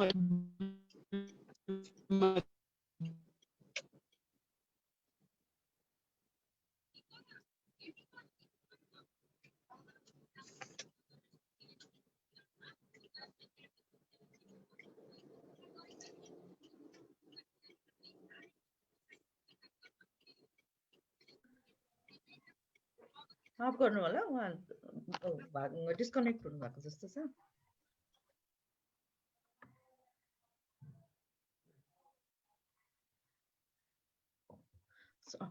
सरी, यो टेक्निकल कुरा मैले हजुर एकदम उहाँको डिस्कनेक्ट भयो जस्तो छ। अहिले उहाँ जोडिनु भयो भने हामी फेरि सर आउनु भयो हो टेक सर?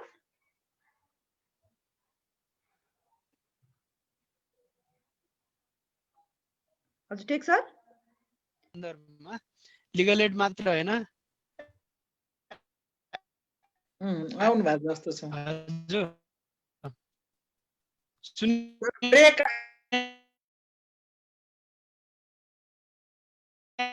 एकदमै धेरै ब्रेक भयो हजुरको।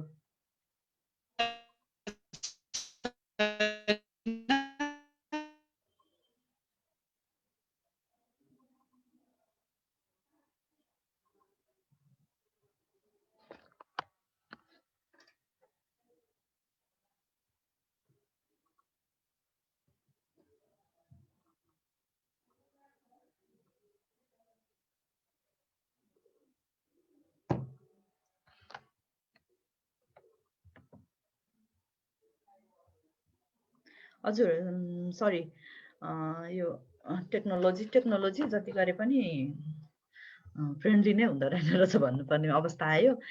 ठिक छ, अहिले हामीबाट जानु भएको छ, डिस्कनेक्ट हुनुभएको छ र अब हामीले अगाडि बढाउने क्रममा चाहिँ अगाडि बढ्ने क्रममा चाहिँ हाम्रो पुनमजी हामीसँग जोडिनु भएको छ कञ्चनपुरबाट र पुनम चन्द अधिवक्ता पुनम चन्द उहाँ चाहिँ वैतनिक वकिलको रूपमा चाहिँ कार्यरत हुनुहुन्छ। त्यसले गर्दाखेरि म पुनमजीलाई चाहिँ के प्रश्न सोध्न चाहन्छु भन्दाखेरि अहिलेको जुन वैतनिक वकिलहरूको च्यालेन्जेसहरू चाहिँ के छ, के कस्तो रहेको छ, अहिलेको लिगल एड हाम्रो जुन संरचना छ, पोलिसी छ, यसले चाहिँ हाम्रा आफ्ना आवश्यकता प्लस यो जुन वञ्चितीकरणमा परेको मार्जिनलाइज भल्नरेबल वुमेन आदिहरूका समस्याहरू होइन, किन भन्दाखेरि सबैका समस्याहरू फरक फरक छन्। अपाङ्गता भएको व्यक्ति, एलजिबिटिआइक्यू समुदाय, यस्तो विभिन्न समुदायहरूको आवश्यकताहरूलाई समेट्न सकेको छ कि छैन हाम्रो कानुनी तथा संरचनागत व्यवस्थाले अहिलेको लिगल एडसँग सम्बन्धित, र यहाँहरूले के कस्ता खालका चुनौतीहरू भोग्नु परेको छ, स्पेसली पेन्डेमिकको समयमा यहाँहरूलाई सहजीकरण गर्नका लागि कुनै त्यस्तो टेक्नोलोजी अथवा कुनै कुराहरूलाई इन्ट्रोड्युस गराइएको छ कि छैन भन्ने सम्बन्धमा चाहिँ यहाँलाई केही कुरा सेयर गरिदिनको लागि एकदम छोटोसँग टु द पोइन्ट सेयर गरिदिनका लागि मैले अनुरोध गरेँ। Poonam ji, over to you. हस्, नमस्कार। म अधिवक्ता पुनम सिंह चन्द, अहिले वैतनिक वकिल, उच्च अदालत दिपायल महेन्द्रनगर इजलासको अब सक्नै आँटिसकेको छ। अब खास गरेर लैङ्गिक हिंसा विरुद्धको 16 दिने अभियानको सन्दर्भमा आज कानुनी सहयोग तथा परामर्श केन्द्र ल्याकले यो छलफल कार्यक्रमको आयोजना गरेको छ। सर्वप्रथम यस कार्यक्रमका अध्यक्षज्यू, अन्य सम्पूर्ण सहभागी मित्रहरू, धेरै कुराहरू पूर्व वक्ताहरूबाट धेरै कुराहरू आइसकेको अवस्था छ। खास गरेर मैले खालि टु द पोइन्ट मात्रै जान्छु। वैतनिक कानुन व्यवसायहरूका कस्ता खालका चुनौतीहरू छन् भन्ने सन्दर्भमा खास गरेर नेपाल सरकारले असहाय पक्ष जो कानुन व्यवसायहरूको फिस तिर्न सक्दैन, आर्थिक समस्यामा परेका व्यक्तिहरू छन्, त्यस्तो व्यक्तिहरूको पनि न्यायमा सहज पहुँच होस् भन्ने उद्देश्यले नेपाल सरकारबाट चाहिँ प्रत्येक अदालतहरूमा वैतनिक कानुन व्यवसायको व्यवस्था गरेको छ। सर्वप्रथम त मलाई कस्तो लाग्छ भन्दा यो वैतनिक कानुन व्यवसायहरू पनि अदालतमा हुन्छन् भन्ने कुराहरूको पनि जानकारी धेरै ठाउँमा नभएको अवस्था छ। त्यसको लागि चाहिँ प्रचारको पनि अभाव छ। कतिपय व्यक्तिहरूलाई थाहा पनि छैन वैतनिक कानुन व्यवसायहरूले निःशुल्क रूपमा हामीलाई हाम्रो तर्फबाट मुद्दाहरू हेरिदिन्छन् भन्ने कुराहरू थाहा नभएको अवस्थामा चाहिँ यसको व्यापक प्रचार गर्न जरुरी छ। त्यसले भने जस्तै कानुनी शिक्षाका कार्यक्रमहरू हामीले गाउँ स्तरसम्म गर्दाखेरि हामीले वैतनिक कानुन व्यवसायहरूको भूमिका र उनीहरूको जिम्मेवारी के हो भन्ने कुराको पनि जानकारी गराउन एकदमै जरुरी मैले देखेको छु। र अर्को कुरा के छ भन्दा वैतनिक कानुन व्यवसायहरू केही समयको लागि अदालतबाट नियुक्ति गरिन्छ। उसले असहाय पक्षहरू खास गरेर वैतनिक कानुन व्यवसाय मेरो अनुभवमा चाहिँ जो महिलाहरू हुन्छ, जो अपाङ्गता भएका व्यक्तिहरू हुन्छ, जो मार्जिनाइज कम्युनिटीहरू छ, एउटा सीमान्तकृत वर्गहरू छ, तिनीहरूको चाहिँ पहुँच नै छैन, पुगेको छैन जस्तो मैले अनुभव गरेको छु। किन भन्दा जो कारागारमा हामी भिजिट गर्न जान्छौँ, प्रत्येक महिनाको 4 दिन हामीले कारागार भिजिट गर्नुपर्ने हुन्छ। कारागारमा बसेका थुनुवा कैदीहरू चाहिँ हाम्रो पहुँचमा हुन्छन्, उनीहरूका केसहरू हामीले हेरिरहेका पनि छौँ। तर वास्तवमा जो महिला विरुद्धका हिंसाका घटनाहरू, महिलाका अन्य सवालहरू, अनि त्यसै गरेर अपाङ्गता भएका व्यक्तिहरूका सवालहरू, तिनीहरूसँग चाहिँ पुग्नै गाह्रो रहेछ। किन भन्दा अलिकति अदालतमा उनीहरूले निवेदन दिएर अनि अदालतबाट स्वीकृति भइसके पछाडि मात्रै वैतनिक कानुन व्यवसायले हेर्दो रहेछ। मुद्दाको सुरुवात उठान कसरी गर्ने त्यस्ता व्यक्तिहरूको भन्ने कुरा चाहिँ वैतनिक वकिलहरूले अहिले हेर्ने गरेको चाहिँ मैले देखेको छैन मेरो अनुभवमा है। अनि अब खास गरेर मुद्दाको उठान सुरुवाती प्रक्रियाबाट नै वैतनिक कानुन व्यवसायले चाहिँ हेर्नु पनि अलिकति सहज पहुँचताका कुराहरूलाई चाहिँ सजिलो बनाइदिनुपर्छ कि जस्तो मलाई लाग्छ। अनि त्यसै गरेर कानुनी सहायता समितिहरू पनि छन् प्रत्येक धेरै जिल्लाहरूमा। कानुनी सहायता समितिहरूमा पनि अब स्थानीय तहको सिफारिस नभइकन कानुनी सहायता समितिले मुद्दा हेर्दैन। अनि स्थानीय तहको सिफारिस ल्याउनका लागि पनि स्थानीय तहमा पनि कस्तो चलखेल हुँदो रहेछ भन्दा जसको पहुँच छ उनीहरूले बनाउन सक्ने, जसको पहुँच नै छैन, जो एकदमै भिक्टिम छन्, जो एकदमै प्रभावित छन्, उनीहरूले बनाउन नसक्ने अवस्था र उनीहरूले सिफारिस नबनाएकै कारणले उनीहरूले न्याय पाउनबाट वञ्चित हुनुपर्ने अवस्था पनि देखिएको अवस्था छ। अनि अब वैतनिक कानुन व्यवसायहरूको समस्याहरू हेर्दाखेरि चाहिँ अदालतमा वैतनिक कानुन व्यवसायी भनेर नियुक्ति चाहिँ गरेको छ।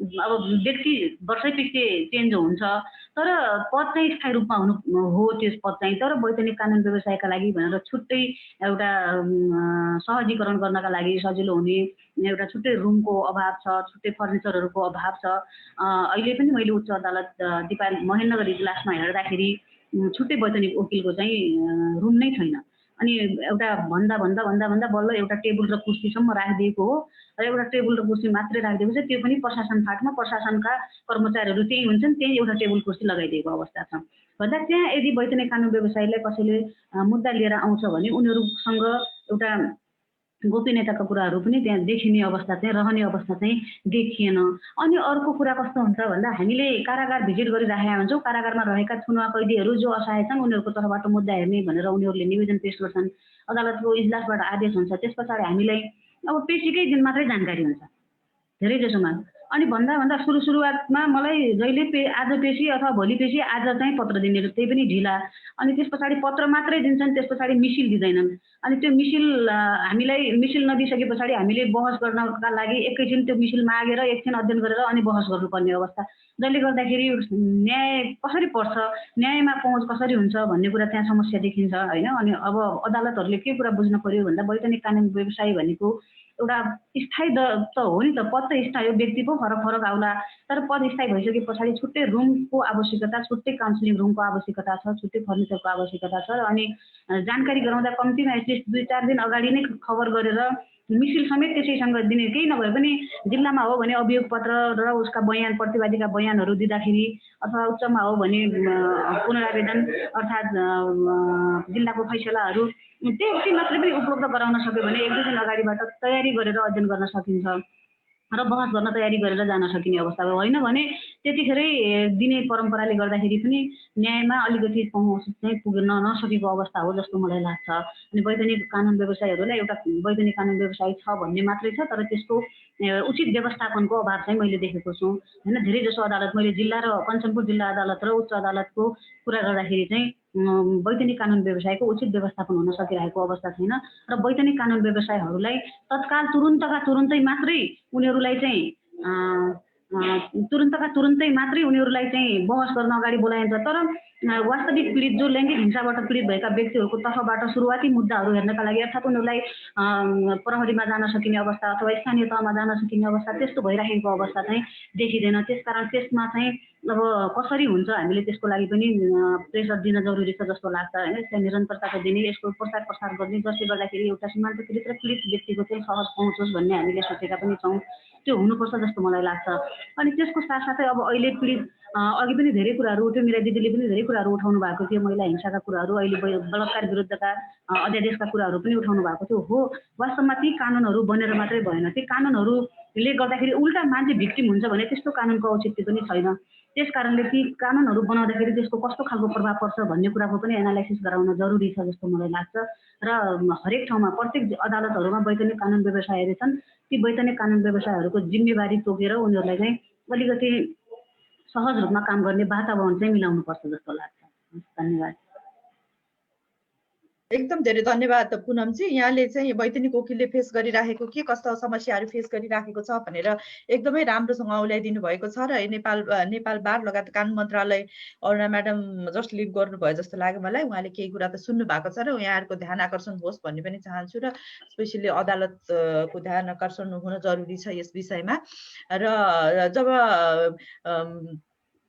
वैधानिक वकिलले नै एउटा पाउनुपर्ने सेवा सुविधा एउटा हुन्छ नि अलिकति उहाँहरूलाई जसरी प्रमोट गर्नुपर्ने त्यो हिसाबले नगरिसकेपछि अभियसली क्वालिटी पनि कम्प्रोमाइज हुन्छ लिगल एडको त्यसले गर्दाखेरि प्लस यो चाहिँ अदालतसँग मात्रै सीमित लिगल एड भयो त्यसले गर्दाखेरि यतिले मात्रै चाहिँ लिगल एडको परिभाषालाई समेट्न सक्दैन भन्ने पनि एउटा आजको कन्क्लुजन रहेको छ र अब यहाँलाई एकदमै धेरै धन्यवाद यहाँले सुदूरपश्चिमबाट जोडिएर एकदमै राम्रोसँग हामीलाई गरिदिनु भएको छ र यहाँनिर अहिले अहिले हामीसँग रोशनीजी जोडिनु भएको छ होइन, रोशनी पौडेलजी जोडिनु भएको छ। उहाँले चाहिँ यो कोभिडसँग रिलेटेड एउटा एकदमै राम्रो केस चाहिँ सुप्रिम कोर्टमा यहाँले निवेदक भएर राख्नु भएको थियो। यो कोभिडको समयमा चाहिँ एक्सेस टु जस्टिसलाई लिएर र यहाँलाई छोटो 2-3 मिनट जतिमा चाहिँ यहाँको त्यो भर्डिक्टको सम्बन्धमा रोशनीजीले सेयर गरिदिनु भयो भने हामी सबैजनालाई, यहाँ उपस्थित सबैजनालाई सुख बारेमा जानकारी पनि हुन्छ भनेर चाहिँ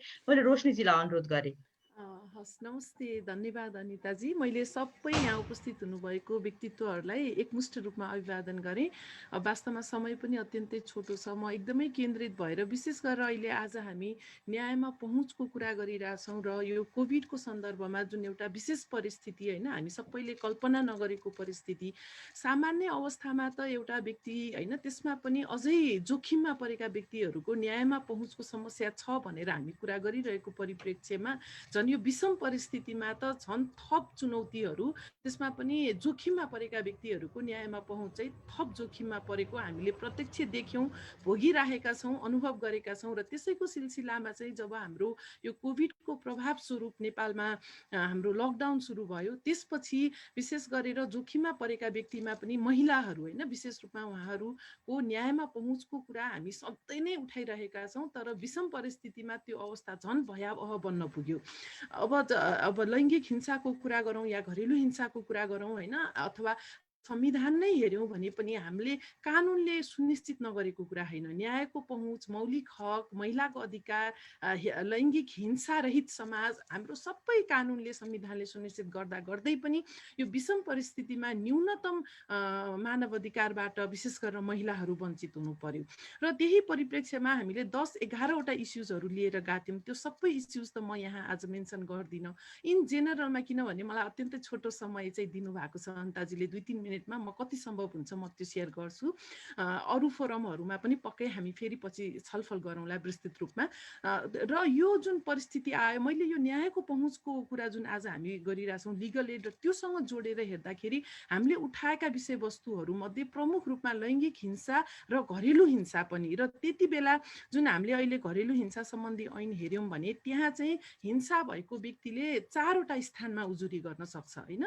अब यो लकडाउन हुने बित्तिकै त त्यो सबै 4वटा निकायहरू चाहिँ हाम्रो बन्द भयो। र त्यसमा पनि विशेष गरेर जुन घरेलु हिंसामा परेको व्यक्तिले तत्कालको उपचार, इमिडिएट रिलिफ र रेस्क्युको लागि यदि आवश्यक पर्यो भने त्यो आदेश त अदालतले मात्रै दिन सक्ने प्रावधान छ।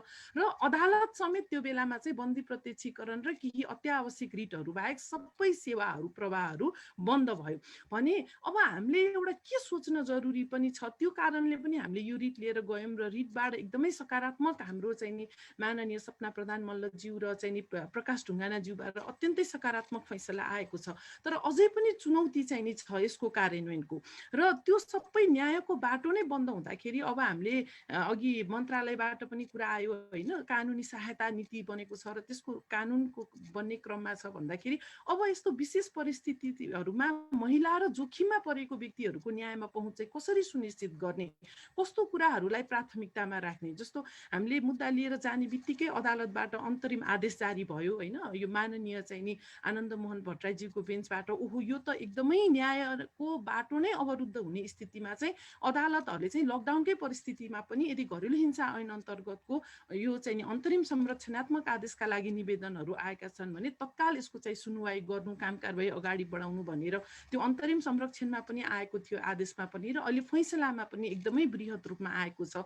भने लैङ्गिक हिंसामा अर्को एउटा महत्त्वपूर्ण हामीले त्यो एउटा इमिडिएट रिलिफ र रेस्क्युको कुरालाई कसरी प्रवाह गर्ने, अघि हामीले जुन भन्यौँ नि यो इन्टिग्रेटेड सर्भिसेसहरू भनेको लिगल एड हो, केवल कानुनी सेवा मात्रै चाहिँ नि लिगल एड होइन भनेर भनेदेखि यस्तो बेलामा यस्ता अत्यावश्यक कुराहरूको चाहिँ नि प्रवाह कसरी गर्ने। अझ सामान्य अवस्थाको एउटा अवस्था भयो भने विशेष परिस्थितिमा राज्यका संरचनाहरूलाई कसरी विशेष रूपमा परिचालन गर्ने र त्यो गर्नुपर्छ भन्ने कुरामा चाहिँ सर्वोच्च अदालतबाट परमादेश जारी भएको छ। र त्यसमा अदालतले के भनेको छ भन्दाखेरि विशेष गरेर घरेलु हिंसाको सन्दर्भमा यदि उजुरी दर्ता गर्ने कुरा होइन, यो घरेलु हिंसा ऐन अन्तर्गत मुद्दाको कारबाही किनारा गर्ने, पीडितहरूलाई तत्काल अन्तरिम राहत र अन्तरिम संरक्षणको सुनिश्चितताको लागि चाहिँ विशेष कोषको स्थापना गरी एउटा समन्वयन प्रणालीको चाहिँ नि खडा गर्ने र त्यो प्रणालीको समन्वयन गर्नको निमित्त अनलाइन केस रजिस्ट्रेसनहरूको कुरा, जस्तो मान्छे चाहिँ नि आवत जावत नै ठप्प भयो भने न्याय पनि ठप्प हुने हो त भन्ने एउटा अहम प्रश्न जुन हाम्रो लकडाउनको समयमा आएर अहिले पनि आवत जावतमा चाहिँ होइन पहिलाको कोभिड भन्दा अगाडिको जस्तो सहज परिस्थिति छैन। त्यस कारणले अनलाइन केस रजिस्ट्रेसनको कुरा, अनलाइन हेरिङको कुरालाई चाहिँ सेवा दिएर भए पनि सेवा चाहिँ सुचारू गर्नु र यसलाई अविच्छिन्न रूपमा तत्काल ती सेवाहरू चाहिँ उपलब्ध गराउनलाई चाहिँ नेपाल सरकारको नाममा परमादेशको आदेश जारी भएको छ। त्यस्तै गरेर लैङ्गिक हिंसाको कुरामा अहिले पनि थुप्रै कुरा आयो कि स्थानीय सरकारको भूमिका, अघि कानुन मन्त्रालयको उपसचिवज्यूले पनि भन्नुभयो स्थानीय सरकारको झनै अहिले चाहिँ नि अहम भूमिका छ भने यो विशेष गरेर घरेलु हिंसा र लैङ्गिक हिंसाको सम्बन्धमा अदालतले के भनेको छ भन्दाखेरि यो इमिडिएट रिलिफ र रेस्क्यु होइन, हाम्रो यो लिगल एडकै इन्टिग्रेटेड अप्रोच भित्रको एउटा अवधारणा छ जुन इमिडिएट रिलिफ र रेस्क्युको कुरा। यसको लागि चाहिँ देशका 753वटै स्थानीय सरकारमा चाहिँ नि हेल्पलाइन टेलिफोनको व्यवस्था गर्ने, फेसबुकबाट व्यवस्था गर्ने र त्यो जानकारी यसरी पनि सर्भिस दिइन्छ भन्ने कुराको जानकारी चाहिँ नि सबैलाई पुर्याउनको लागि आवश्यक उपयुक्त व्यवस्थाहरूको अवलम्बन गर्नुपर्ने देखिँदा आवश्यक व्यवस्था मिलाउन भनेर सरकारको नाममा चाहिँ आदेश जारी गरेको छ र यो चाहिँ नि एकदमै सकारात्मक आएको छ र यसलाई भनौँ न कसरी हामीले कार्यान्वयनमा लिएर जाने। आज हामी योसँग सम्बन्धित सरोकारवालाहरू सबै छौँ। अब म एउटा अधिवक्ता, एउटा अभियन्ता भएको हिसाबले व्यक्तिगत रूपमा पनि होइन हामीले यो विषयवस्तु लिएर गयौँ, तर यसको कार्यान्वयनमा फेरि पनि हामी सबैको चाहिँ नि एकबद्धता, हामी सबैको चाहिँ नि समान पहलको चाहिँ नि एकदम जरुरी छ र तब मात्रै न्यायमा पहुँच सुनिश्चित हुन सक्छ। र म फेरि पनि एउटा के निवेदन गर्छु भने यो त भए केही इस्युजहरू र यसको एउटा छुट्याउनै नहुने अर्को अन्तिममा चाहिँ यो आदेशमा एउटा यो पेन्डेमिक लको कुरा आएको छ र पेन्डेमिक ल बनाउँदाखेरि पनि महिला र जोखिममा परेका वर्गको न्यायमा पहुँच सुनिश्चित गर्नलाई ती वर्गहरूको आवश्यकता सम्बोधन हुने गरेर महामारी कानुन बन्नुपर्छ भन्ने जुन एउटा सकारात्मक कानुन आदेश आएको छ त्यसलाई हामी सबै मिलेर चाहिँ अब कार्यान्वयनमा कसरी लिएर जाने भन्ने अहम प्रश्न चाहिँ अझै पनि अगाडि छ। यति भन्दै म अहिलेलाई चाहिँ आफ्नो कुराहरू यहीँ राख्छु। यो अवसर दिनुभएकोमा म सम्पूर्ण टिम लगायत अनिताजीलाई पनि धन्यवाद दिन्छु। हजुर, धन्यवाद रोशनीजी, धन्यवाद रोशनीजी। यहाँले सुप्रिम कोर्टको भर्डिक्टलाई एकदम राम्रोसँग छोटो समयमा हामी सबैको सामु गरिदिनु भयो। यदि त्यहाँ अवेलेबल छ भने यहाँले यो च्याट बक्समा त्यसलाई त्यो लिङ्क पनि हालिदिनु भए पनि हुन्छ, यदि छ भने सम्भव छ भने है, त्यो भयो भने सबैजनाको एक्सेस हुन्छ यसमा। धन्यवाद यहाँलाई। र हो अवश्य पनि यसको कार्यान्वयन, फैसला मात्रै ठुलो कुरा होइन, फैसलाको कार्यान्वयन सबैभन्दा ठुलो कुरो हो। र विशेष गरेर सर्वोच्च अदालतले बाटो खुलाइदिइसकेको अवस्थामा अब जुडिसियरी, अब प्रहरी, लोकल गभर्मेन्टलाई चाहिँ स्मार्ट हुन चाहिँ अब बाटो खुल्ला भइसकेको अवस्था छ र उहाँहरूलाई कसरी बनाउने भन्ने कुरा हाम्रो प्रेसरले पनि एकदमै काम गर्छ। यहाँ मैले 2-3वटा प्रश्नहरू देखेँ मैले होइन, उसमा च्याट बक्समा चाहिँ 3टा प्रश्नहरू छ जसमा चाहिँ शीतल सुवेदी सरले चाहिँ यो लिगल एड भनेको चाहिँ यो प्यानलिस्टहरूलाई नै उहाँले राख्नु भएको छ र मैले एकदम छोटकरीमा यो प्रश्नलाई मैले उ गरिदिएको छु। र यसमा चाहिँ गरिबलाई हो कि आर्थिक अधिकार नभएको व्यक्तिलाई हो अथवा आर्थिक रूपमा चाहिँ धनी नै छ तर उसको एक्सेस छैन त्यसमा भनेर उहाँले एउटा प्रश्न यो राख्नु भएको छ शीतल सरले भने। अर्को प्रश्न चाहिँ लीलामणि सरलाई राख्नु भएको छ अञ्जना नेपानेजीले। उहाँले चाहिँ लिगल एड लयरको लिस्टहरू चाहिँ बारले सार्वजनिक गरिदिनु भएदेखि हामीलाई पनि नेटवर्किङमा काम गर्नलाई एकदम सजिलो हुन्थ्यो। कहिलेकाहीँ जिल्लाको केसहरू आउँछ, हामीलाई रेफरल गर्नको लागि एकदमै गाह्रो भइरहेछ भन्ने कुराहरू उहाँले राख्नु भएको छ भने। अर्को एकजना लाइन समथिङ के उसबाट गर्नु भएको थियो उहाँले होइन, उहाँले नाम खुलाउनु भएको थिएन। उहाँले चाहिँ के भन्नुभएको थियो भन्दाखेरि मलाई यो मीरा म्याडमलाई गर्नुभएको यो प्रश्न जस्तो लाग्यो। जस्तै रेप यदि पुरुषलाई चाहिँ मैले एकदमै छोटकरीमा भने प्रश्नलाई, हामी किनभने ढिला भइसकेको छौँ र साँच्चीकै रेप भएको पुरुषहरूले चाहिँ कसरी न्याय पाउने त यदि रेपै भयो। हामीले त्यो महिलाको अवस्थामा म जानकार छु, त्यो कुरालाई म एक्नोलेज पनि गर्छु, तर त्यति हुँदाहुँदै पनि यदि पुरुषहरू रेप भयो भने चाहिँ कसरी त्यसलाई इन्स्योर गर्ने त भन्ने एउटा प्रश्न राख्नु भएको छ र यसको रेस्पोन्स गरिदिनुहुन्छ कि प्लिज। त्यस पछाडि हामी कार्यक्रमको अन्तमा गइसकेका छौँ।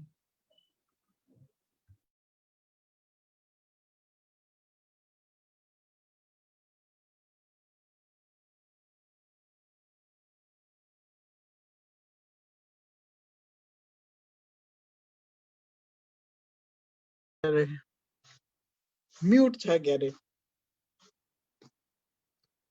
अब हजुर। राज्यले अनुमानको भरमा कानुन बनाउने होइन, हुन सक्ला, अब कसैलाई रेप हुन सक्ला, कुनै पुरुषलाई रेप हुन सक्ला। अहिलेसम्म पुरुषलाई रेप भएको भनेर उजुरी पनि त आएको छैन नि, त्यो पनि आउनु पर्यो। अनि हुन सक्ला भनेर कानुन बनाउने चाहिँ होइन, हुन सक्ला भनेर कानुन बनाएको कारणले नकारात्मक असर चाहिँ नि अर्को पक्षलाई पर्न जान्छ। त्यो कुरालाई चाहिँ नि रोक्नु पर्यो भन्ने कुरा मात्रै मेरो भनाइ त्यो मात्रै हो। धन्यवाद। लीलामणि सर हुनुहुन्छ? लीलामणि सर गइसक्नु भयो? अहिले लीलामणि सर हुनुहुन्न जस्तो छ।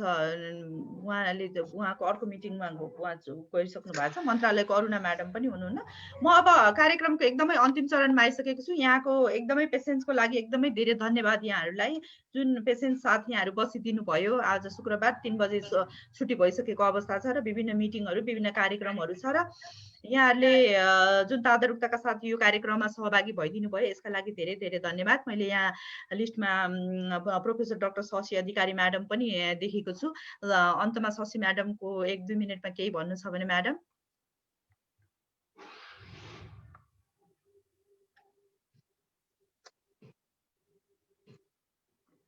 एनिवे उहाँ पनि डिस्कनेक्ट भइसक्नु भयो जस्तो छ। र अब चाहिँ हामी कार्यक्रमको एकदमै अन्तिम चरणमा आइसकेको छु र हाम्रो आज अध्यक्षता गर्नुहुने म्याडम शान्ता भट्टराई म्याडमलाई, सेक्रेटरी एनडब्ल्युसी लाई चाहिँ यो कार्यक्रमलाई छोटो मन्तव्य दिएर चाहिँ यो कार्यक्रमलाई अन्त गरिदिनु हुनका लागि चाहिँ म हार्दिक अनुरोध गर्दछु र म यहाँहरूबाट बिदा हुन्छु। यहाँहरूलाई धेरै धेरै धन्यवाद। नमस्कार। धन्यवाद अनिता म्याडम।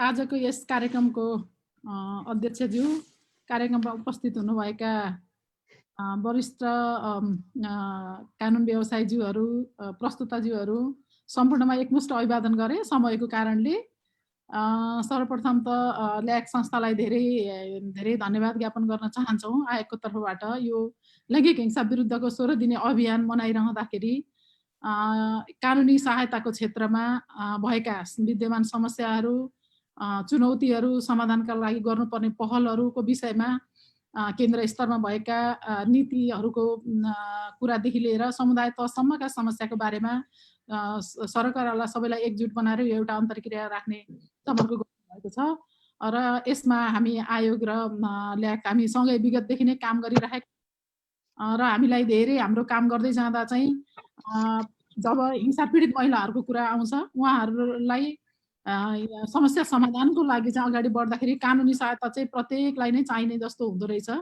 हामीले चाहिँ यहाँ आएको 1145 हेल्पलाइन सेवामा आएको केसहरू पनि हेरेका थियौँ। प्रत्येक केसमा मनोसामाजिक परामर्श र प्रत्येक केसमा कानुनी सहायताको कुरा चाहिँ आउँछ। जब हामी कहाँ केस दर्ता भइसकेपछि भने नेपालभरिको कुरा गर्दा पनि जब अन्याय हुन्छ, अत्याचार हुन्छ, त्यस पछाडि त्यसको चाहिँ कानुनी कारबाहीको लागि नीतिगत व्यवस्थाहरू, कानुनी व्यवस्थाहरू गरिन्छ भने त्यो लागू पनि हुनुपर्छ, त्यो प्राप्ति हुनुपर्छ र त्यो न्यायको चाहिँ अनुभूति गर्नलाई त्यो अनुसारको काम भयो भने बल्ल न्यायको अनुभूति भयो, अन्यथा हुँदैन।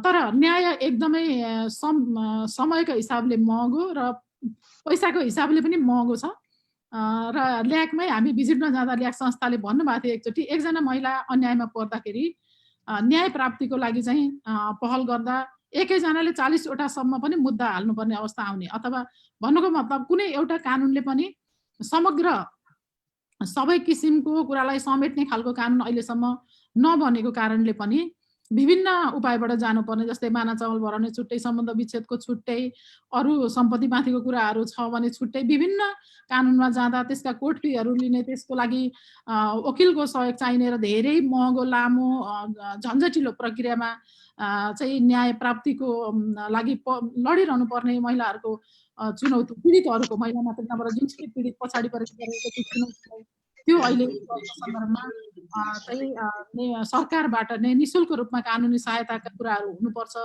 असमर्थ पक्षलाई कानुनी सहायता दिने कुराहरू चाहिँ सालमा कानुनी सहायता भन्न जान्छु हैन हामीले चाहिँ कुराहरू हामीले जरुरी महसुस गरेर आएका हौँ र त्यो अनुसार चाहिँ नेपाल सरकारले केही न केही व्यवस्था गरेको छ।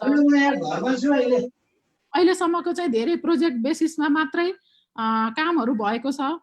प्रोजेक्ट नभएको ठाउँमा चाहिँ निःशुल्क कानुनी सहायताको व्यवस्था छैन भन्ने कुराहरू पनि उठेका छन्। धेरैजनाले एकदम महत्त्वपूर्ण कुरा उठाउनु भयो र कानुन न्याय तथा मन्त्रालयको तर्फबाट पनि हाम्रो चाहिँ प्रस्तुताले भन्नुभएको थियो कानुनी सहायता नीति नयाँ कन्टेक्स्टमा बनेको छ र त्यो नीति अन्तर्गत चाहिँ अब भएको विद्यमान ऐनलाई चाहिँ अलि अझ परिमार्जन गरेर जानुपर्ने छ र 3 तहको सरकारसँग मिल्दोजुल्दो गरी जानुपर्ने कुरा पनि उठ्यो। वास्तवमा पहिला 54 सालको कानुनी सहायता ऐनलाई चाहिँ अलिकति लैङ्गिक मैत्री बनाउनु पर्छ भन्ने सन्दर्भमा महिला बालबालिका ज्येष्ठ नागरिक मन्त्रालय र हामी महिला बालबालिका विभागमा आउँदा हामीले पनि केही एडभोकेसी गरेका थियौँ र थोरै संशोधन पनि भएको थियो। त्यहाँ लैङ्गिक हिंसाको मुद्दालाई पनि निःशुल्क दिने भन्ने चाहिँ बिचमा संशोधन भएको थियो।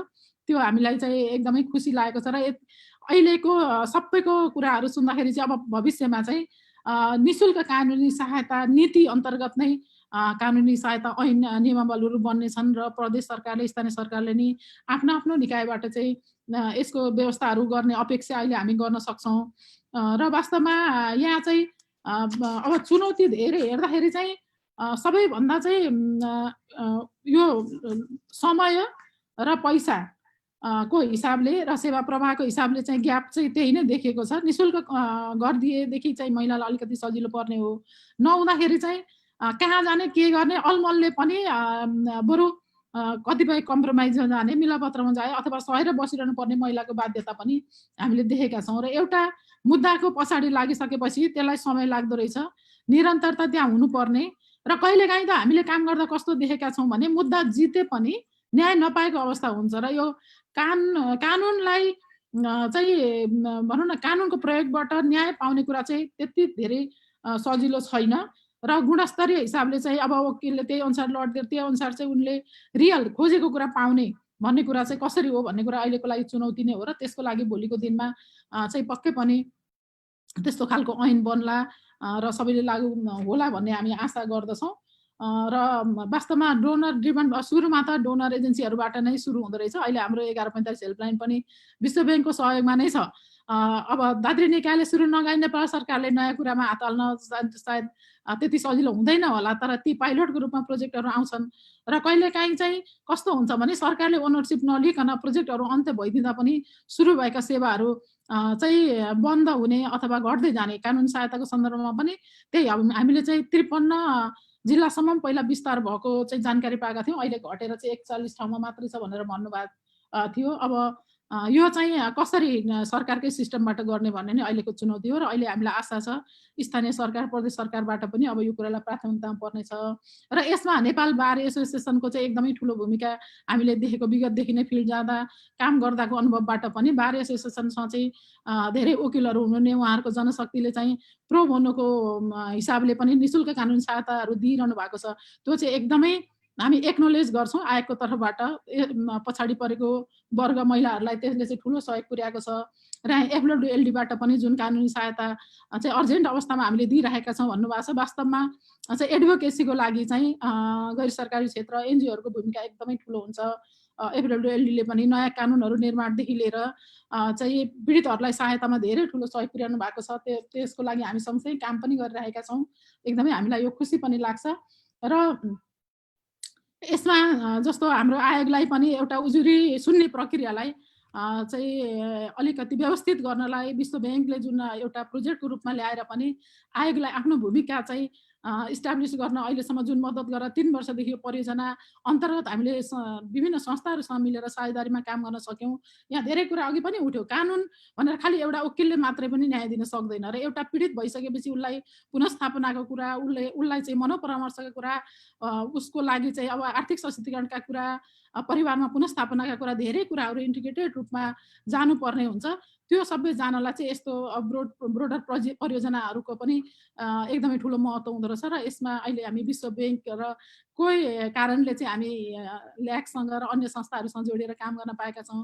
विश्व ब्याङ्कप्रति पनि हार्दिक आभार व्यक्त गर्न चाहन्छु र अहिले परियोजना अहिले चाहिँ लगभग यो जनवरी 15सम्म मात्रै हुने हो कि भनेकोमा म्याद थपको कुरा पनि आइरहेको छ र भोलिको दिनमा अब यो परियोजनालाई निरन्तर अगाडि बढाउनलाई नेपाल सरकारको तर्फबाट पनि चाहिँ आफ्नो कर्मचारी आफ्नो टिम राखेर अगाडि बढाउनेमा पक्कै पनि चाहिँ थप पहल हुनेछ भन्ने आशा पनि राख्छु। र यति भन्दै यो 16 दिने अभियानको सन्दर्भमा हामी जो यो क्षेत्रमा कार्यरत सबै निकाय छौँ, सबै मिलेर काम गरौँ। कानुन एक्लैले पनि हुँदैन र कानुनी सहायता भएन भने अरू जति पनि ऐन कानुनको कार्यान्वयनको लागि कानुनी सहायता बिना त्यो कार्यान्वयन पनि हुँदैन।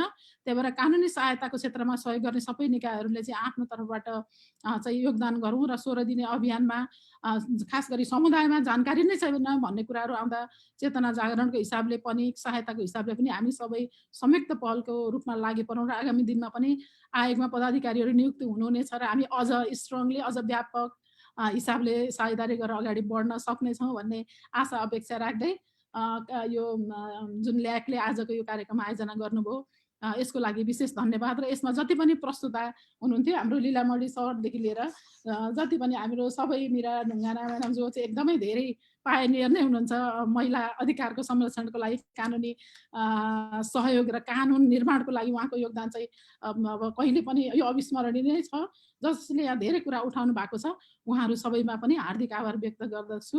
यति भन्दै आजको यो कार्यक्रम यही समापन भएको बेहोरा पनि अनुरोध गर्दछु र सदैव आयोग चाहिँ यहाँहरूसँगै मिलेर काम गर्न चाहेको बेहोरा पनि अनुरोध गर्दै बिदा हुन्छु। हस्त धन्यवाद। नमस्कार सबैजनालाई। हस् नमस्कार सबैजनालाई, धन्यवाद, धेरै धेरै धन्यवाद।